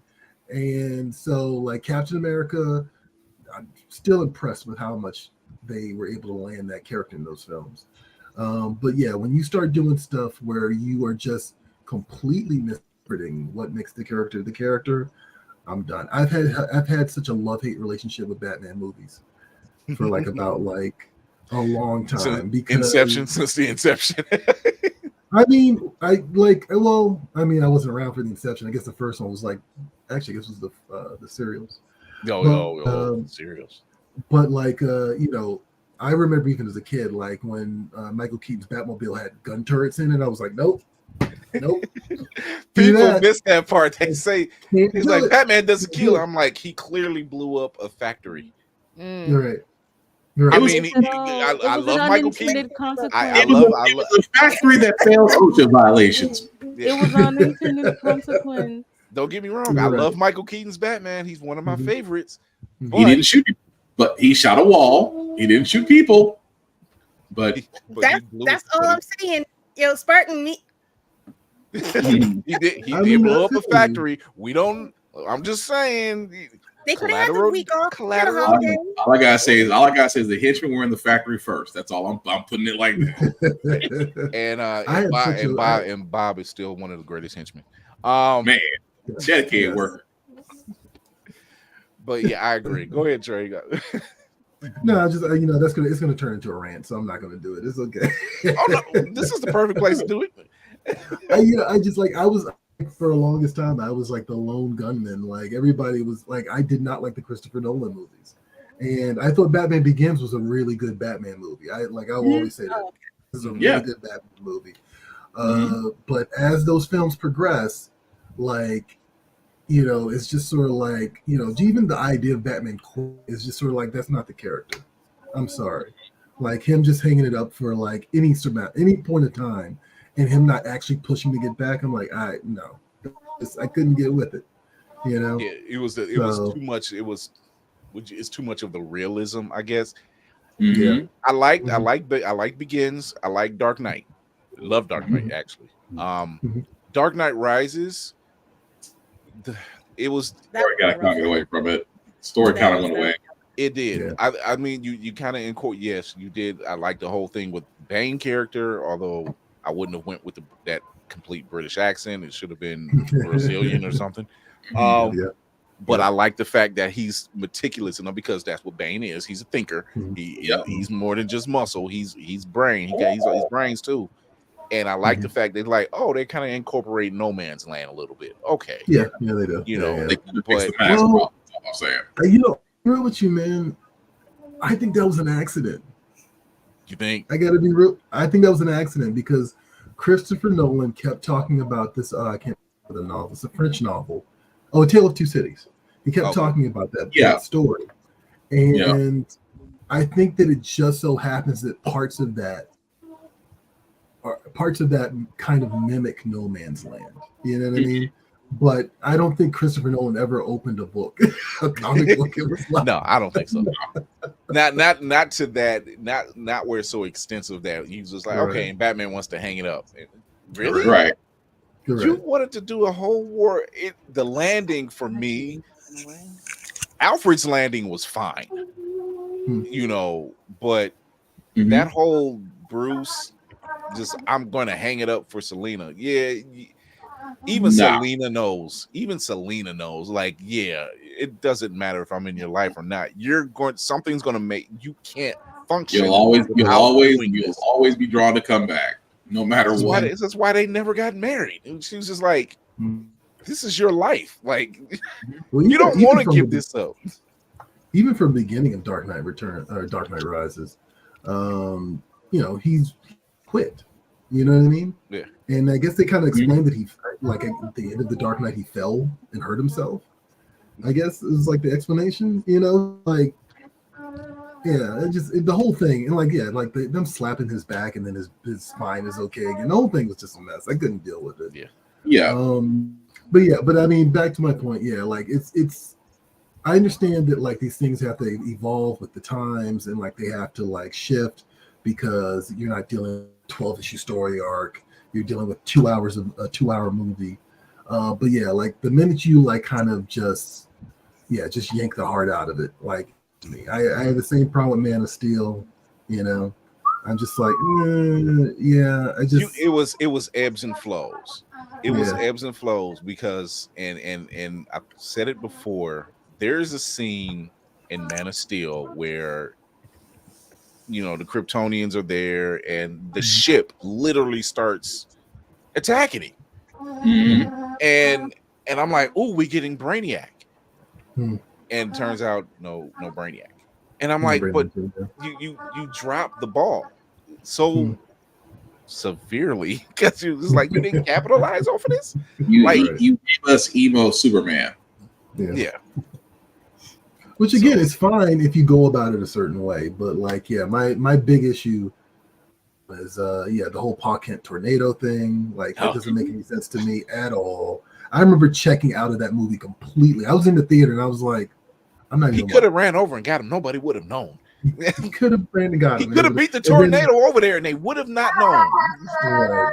And then the Zod neck snapping thing was like the final nail for me. So, I mean, Say- he's I think he's done it, but they've retconned it. Like in comics, they've retconned it. I mean, oh, he's definitely people. Like, you know, that's definitely happened, but you know, it's at the same time, even the scenario is like he could have done like 80 other things. Like, you know, stepped in front of it. I don't know. I'm just saying, you kind of ripped the best parts out of that movie by trying to give him a complex early, like we talked about with Clark Kent, with his father right there, like y'all said, could have beat the tornado, could have picked up the goddamn dog before anybody blinked an eye, and Right. yet, and he, with this, just no, as I'm being swept away by the tornado. Why? Why? Right. Because And don't get me- everybody's eyes on the tornado. They're not on you. If that You're wasn't fast a enough to if pull that it wasn't off. a freaking Martha moment that we didn't need, but this is why I said Zack Snyder was a terrible director. Yeah. See, and then that's the stuff that gets to me. Like, yeah, and don't get me started on the X-Men movies. I see Shoyo's making fun of us. I'm gonna stop. Show your. No. We got time. We got time to talk about How that. did the Game of Thrones No, rampage came I out? love this for you guys. I really do. That sounded feel so. judged. I see why you said I was Tony. That's all. I'm just gonna say See, that. and then that's it. now you see it. Judgment. The That judgment. sounded so Look, convincing. even Mando was just like, see, he was right. You know what? Actually, I'll pivot away from After we superheroes. cleared that, I get it. No, I'll so pivot away from superheroes. You know what is a good example of like something awful? Oh damn, whatever. Okay, but something awful. That Bebop Netflix show. Like, talk about not understanding why Cowboy Bebop is a great show. Like, completely missing why the show is what it is. Like, there's an example. It's not a superhero example, so there you go. And also say, the Resident Evil. Cowboy Bebop live Yeah, action. you said Resident Evil, John. You said Resident Evil. Yeah. Yes. Yeah, because I'm a big fan of Resident Evil, and I hadn't watched none of the movies. Is my son is the same way. He said this is so far from what it was supposed to be. It veered so far. It's Fast and the Furious. It used to be car races. It Right. used to be just street racing, illegal street racing. Then you got And Homeboy now Guys. you're talking about Black Ops teams and amazingly not getting hurt, just walking away with just a bandage and some scratches. Yeah, You know, just being able to pick up lead pipes and just swing them at them. Like, wait, this is not realistic. Literally, you cannot clang metal and not hurt your hand. Like, Right. that's physically impossible. I have metal in my entire right arm and can tell you that's not possible. I blame Vin Diesel for all of it. Yeah, but That's actually a good reason. I was thinking that, and I ain't seen not one Fast and Furious, but I was thinking that. Okay, See? just the unrealisticness. But I don't think people want that anymore. People don't care about realistic. people want a movie that says Go physics. out space. That was a little bit too far. Yeah, The he Fiero in went to space. space in a Pontiac Fiero. We said Right. we said With physics out the duct door. tape. I don't know any duct tape that's that strong. That strong? No, not only Well- that, it was the fact that y'all put not one but two people from the dead. That was Yeah. bullshit. Yeah, right. Although I gotta put that out. If you're not Especially, using, you know, especially Gal Gadot's character. I was like, come on now. Come on. She Right. fell out. She Unnecessary. fell out the plane. but you onto didn't see the a body. runway. Okay, Right, well, you that's- didn't that's see your the body. That's always Argument, where you it didn't see a sucks. body. Do you know The how argument fast is Man. always I hear you. Han I came hear you back- Han guys came from back the with the fuck that explosion. though. So she just okay, faded into the darkness and right into Wonder Woman. Look, so Trey, you mentioned the X-Men films, and I think I know where you're going with it. Say your piece. I know. I think I know what you mean with the X-Men films. So I call them the Foxmen. First of all, That's fair. That's very fair. That is my decision. First off, black leather. Nope. And then to make fun of the fans for wanting to see the costume. Also, no. Yeah. You know, I mean, look, they got here and Magneto right. Storm, I'm sorry, guys. Oh, no. You're preaching to the choir. We have been saying it from the time that it started. I'm like, even when they did Dark Phoenix, and I'm like, okay, you gave us Storm with an accent and the Mohawk, but it's still not Storm. It's still not Storm. It's not a colorism thing. It's like, no, Storm is a dark-skinned woman. And you had 3 chances to cast the right one. Yeah. Was that, just to be clear, was it that one or a different one where they had Storm with an umbrella? Was it with an umbrella? No, that was no, was it Apocalypse? Yeah. Which made That's no sense. That's the only one I've seen. So yeah, that's probably right. That's the one where she's a herald. She's one of the 4 horsemen. Yeah, that's weird. Oh, I forgot about that. And that, which is why her hair turned white. And I'm like, come on, man. Yeah, right. Did not need an explanation. Yeah. You know, that type of stuff. I will always go on record and say X2, the Nightcrawler scene. Great scene. I think it was Apocalypse, that Nightcrawler scene. Yeah. Dark Phoenix, Magneto in the train scene. Actually, Magneto in any of them showed up and showed out. I'm like, you can't get that wrong. It was like everything else. I don't see you keep dropping the ball. I just feel bad we had Ian McKellen and Patrick Stewart for that long, and yet that's what we did with them. You did have the quintessential Professor X and Magneto, and this is what we come up with. Right. Yeah. It was certain beats that hit right. Like I said, X2, the opening Nightcrawler scene, great scene. If Nightcrawler was Darkseid and showed how dangerous he really is. Yeah. Like great freaking scene, you know. And like I said with Dark Phoenix, when Magneto's on the train and he's just like that switch flips and he's just like, you know what, that's it. You know? Yeah. Wait, what is this about the Acolyte? Oh, am I starting? It's on. Yeah, no, she because we're talking about Thursday. Talk about it. Okay. So are we doing a watch party for that tonight? Are we watch partying tonight? I mean, I'll watch it again by the time y'all get done. But yeah, sure. Did you do it again? Did you watch this while you're talking? Yeah. Yes, she always does. Right? I should have knew that. Wait a minute, pause. You watching this will be the Acolyte? Wow. See, so nobody noticed that Kira's eyes were going left and right the entire time. That's now, why I wasn't surprised I don't even know that. When this happened, I knew what it was. Oh, because her thing fell. Okay. Because her eyes, I just have to notice the moment she got quiet and her eyes start doing that little iguana thing where it went left to right, and I'm like, she's watching it. That's crazy. You can't even hide it, Mando. What are you doing? For what? I'm not ashamed. I'm weak. Look, she said it before. She was like, "It's." I'm dedicated. I'm here at my job while I'm entertained. Leave me alone. I mean, I do this at the 9-to-5 job. I'm like, 100%. Me and Mando have latent ADHD. We just kind of can do it. Just a little bit. I don't know. Managed.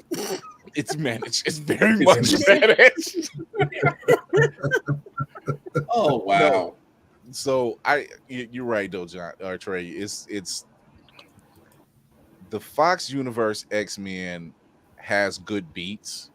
However, they never really Singer. That's who it was, Bryan Singer. And then when you find out about Bryan Singer, you'd be like, oh, Okay. That's a whole dark side. Yeah. So you'd be like, oh, fuck that guy. So you kind of figure it out with that point. But you're right. There are you had a cast. You had a cast minus Halle Berry. Don't come for me. I didn't say she wasn't an attractive woman, and I was always crushing That on ain't her. got shit to It's do just with it. that's got not nothing to do Storm with it. for me. I'm sorry, she ain't Storm. Angela Bassett has been and will always be my fan pick. I'm still mad about Black Panther when they showed her with the locks and the white hair. I'm like, Oh, it was how did we miss this? It was so on the mark. It was so on the mark. It was Well, like, you know- she's an you older know- woman. I'm like, she does not look older. I'm telling you Right. now. Right. Angela looks good. She, sorry. Yeah. Oh no, go go ahead. ahead. That's it. That was the statement. That's all that needed to be said. That's a statement. Yeah, it's not it's not options. It's not opinion. There It's you a go. statement.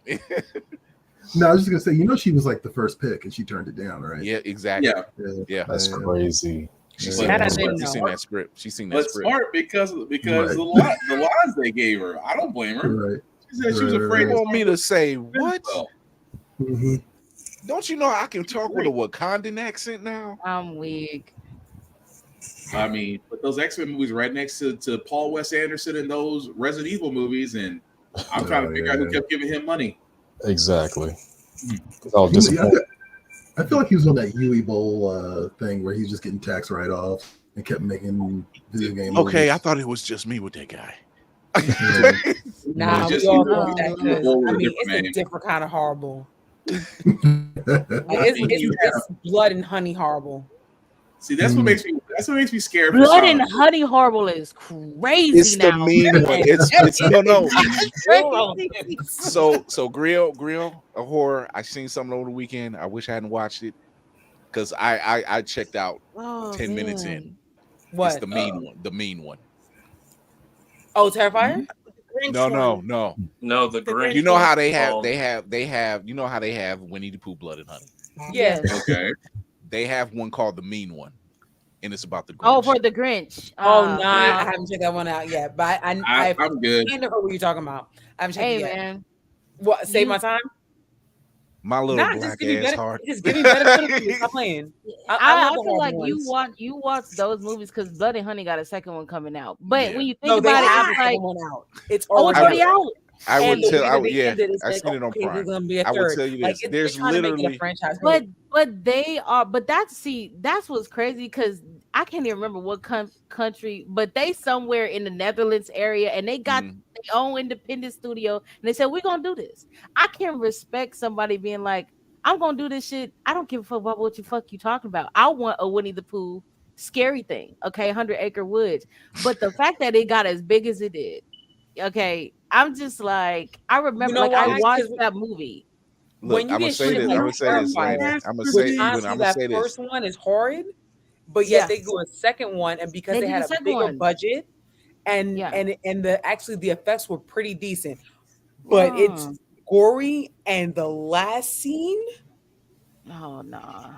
Lady, that I'm gonna last say this. scene, There's literally a scene in the Mean One where Cindy goes back to her hometown, and people around her are getting killed again because they can't legally say the Grinch. They just have to say the Mean One. They never say the Grinch.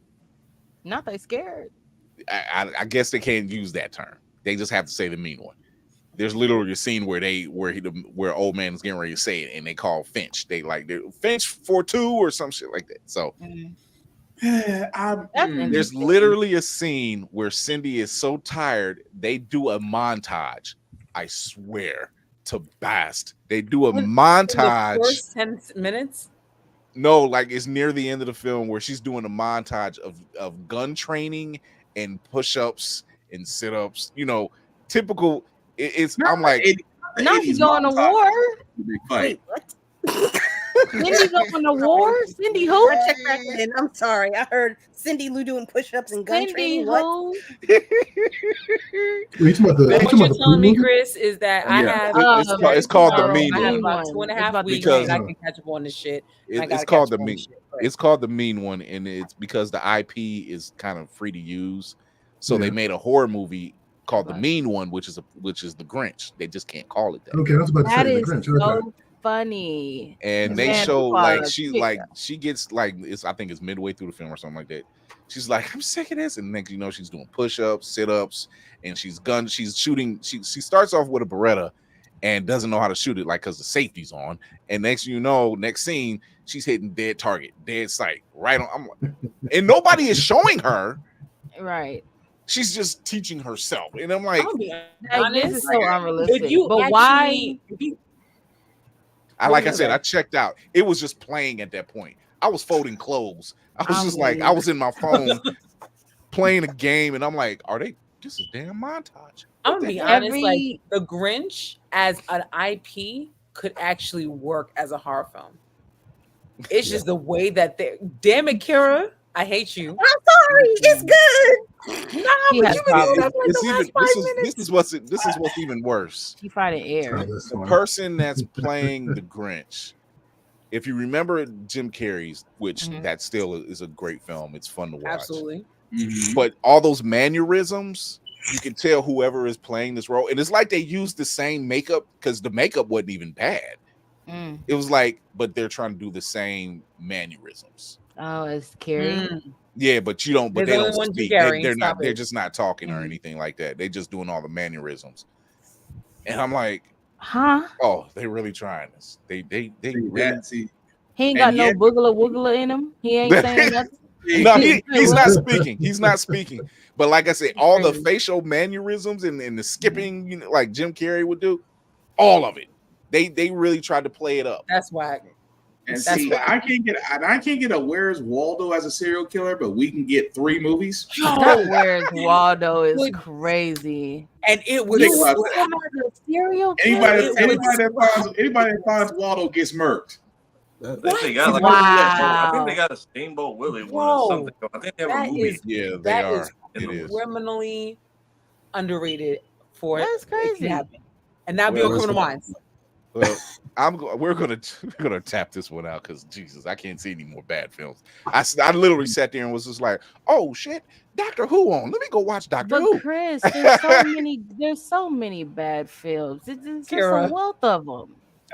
Sometimes my curiosity.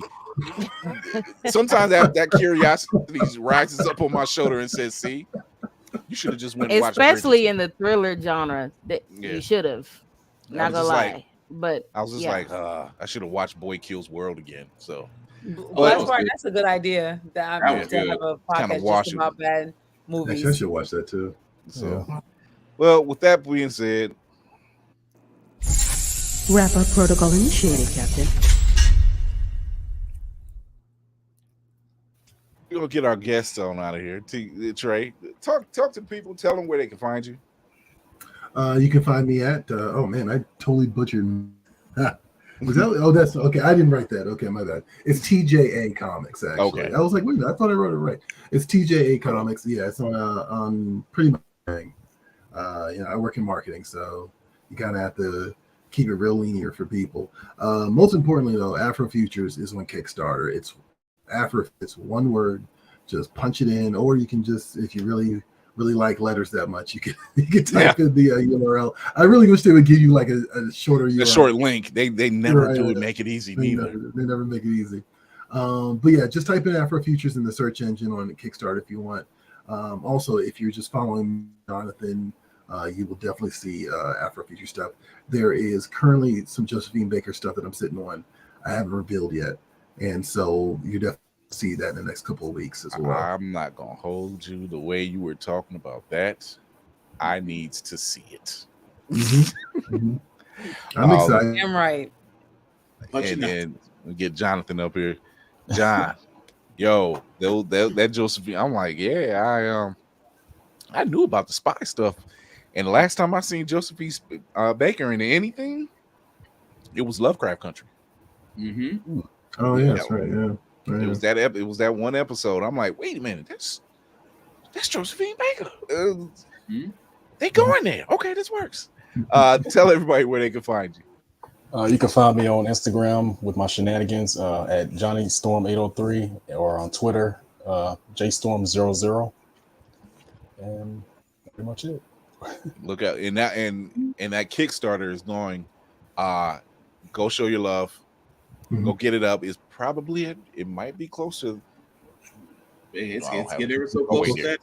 Oh, it's at 37.35 now. So people are showing up. So yeah, show up. I'm gonna say, like, we did the digital tier because I know there's some people who live outside the country who want to see this, but you really do want to get the physical version.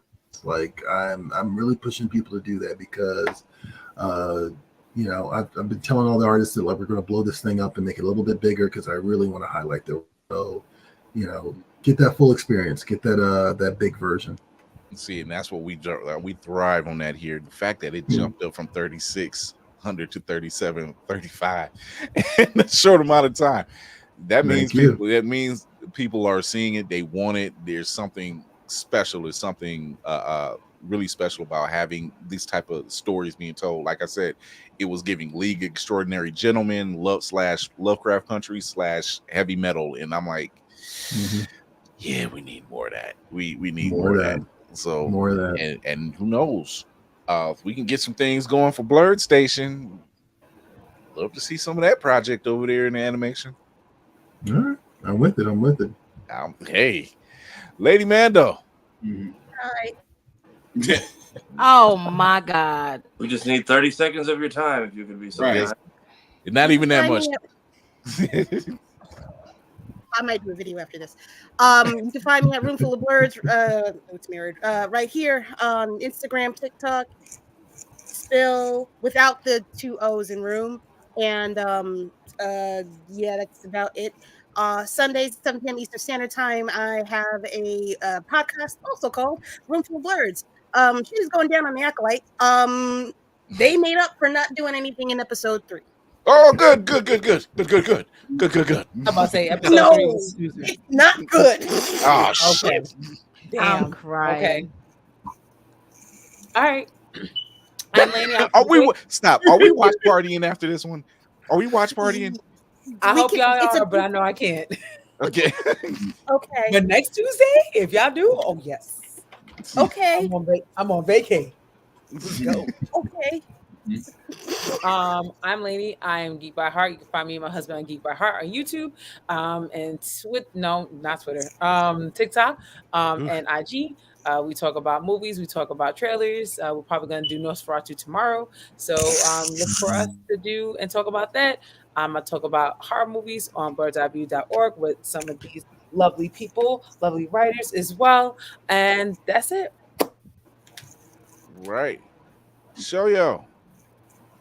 Hi, y'all. You know what? Y'all can find me on Twitch anywhere during the week. Right now, I'm still on a break, so I kind of stream whenever I feel like it. But I'll be back with my regular Monday, Wednesday, Friday, Sunday schedule in July. But Instagram, Adventure Time VR, Facebook, Adventure Time VR, Discord. Feel free to join our Discord. You know, as I speak, these motherfuckers got a Tubi and chill going on, and I'm just sitting here like, y'all are just ridiculous. But you know, we have a good time, so feel free to join me anywhere on Instagram. Still getting some videos made and edited, but yep, have a good time with us. She said these motherfuckers. Oh my God, it's far. So you can find me under all platforms underneath this name. I post skits on my own channels, usually on Monday to make them a little less terrible. I do the clipping and the editing on this channel. So we do segments Monday, Wednesday, and Friday. We got a couple different interviews in rotation. So it's like a Juneteenth gift. I dropped a little piece of each of them Saturday, Sunday, and Monday. So please, if you haven't, go back and check those out.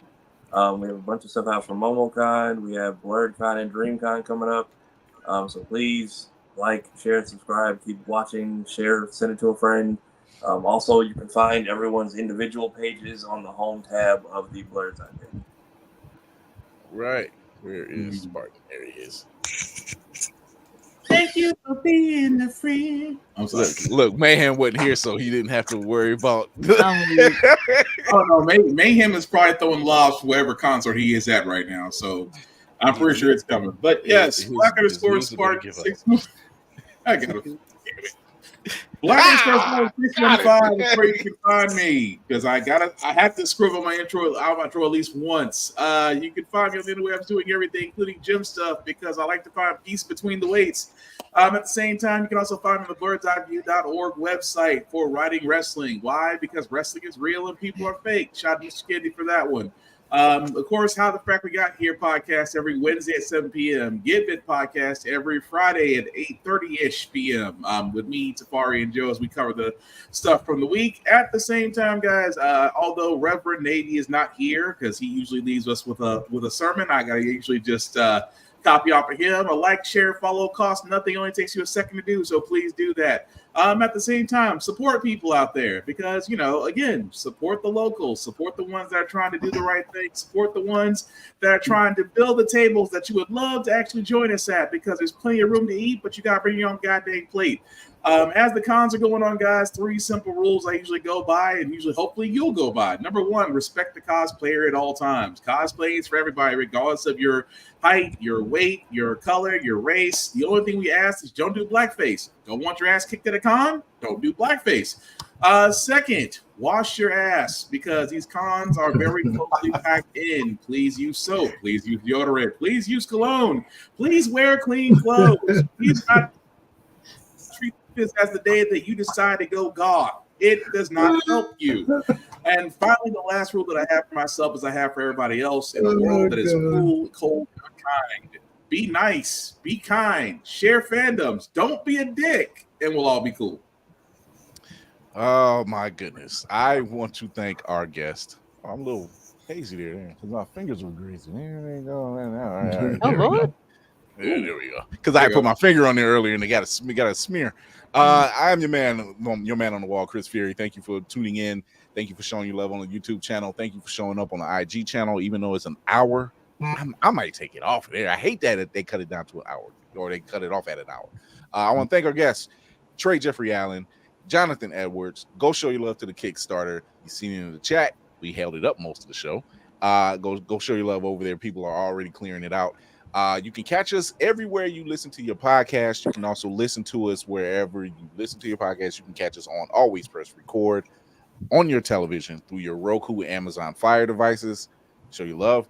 BNN is in the house. We will be there with under Blurred Station for BlurredCon. We will be live streaming the entire weekend of BlurredCon, giving you all the news, reactions, and so much more.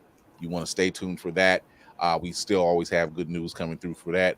Bammer, I'm gonna do you a favor, por favor. Just for you, just for you. Oh my God. All right.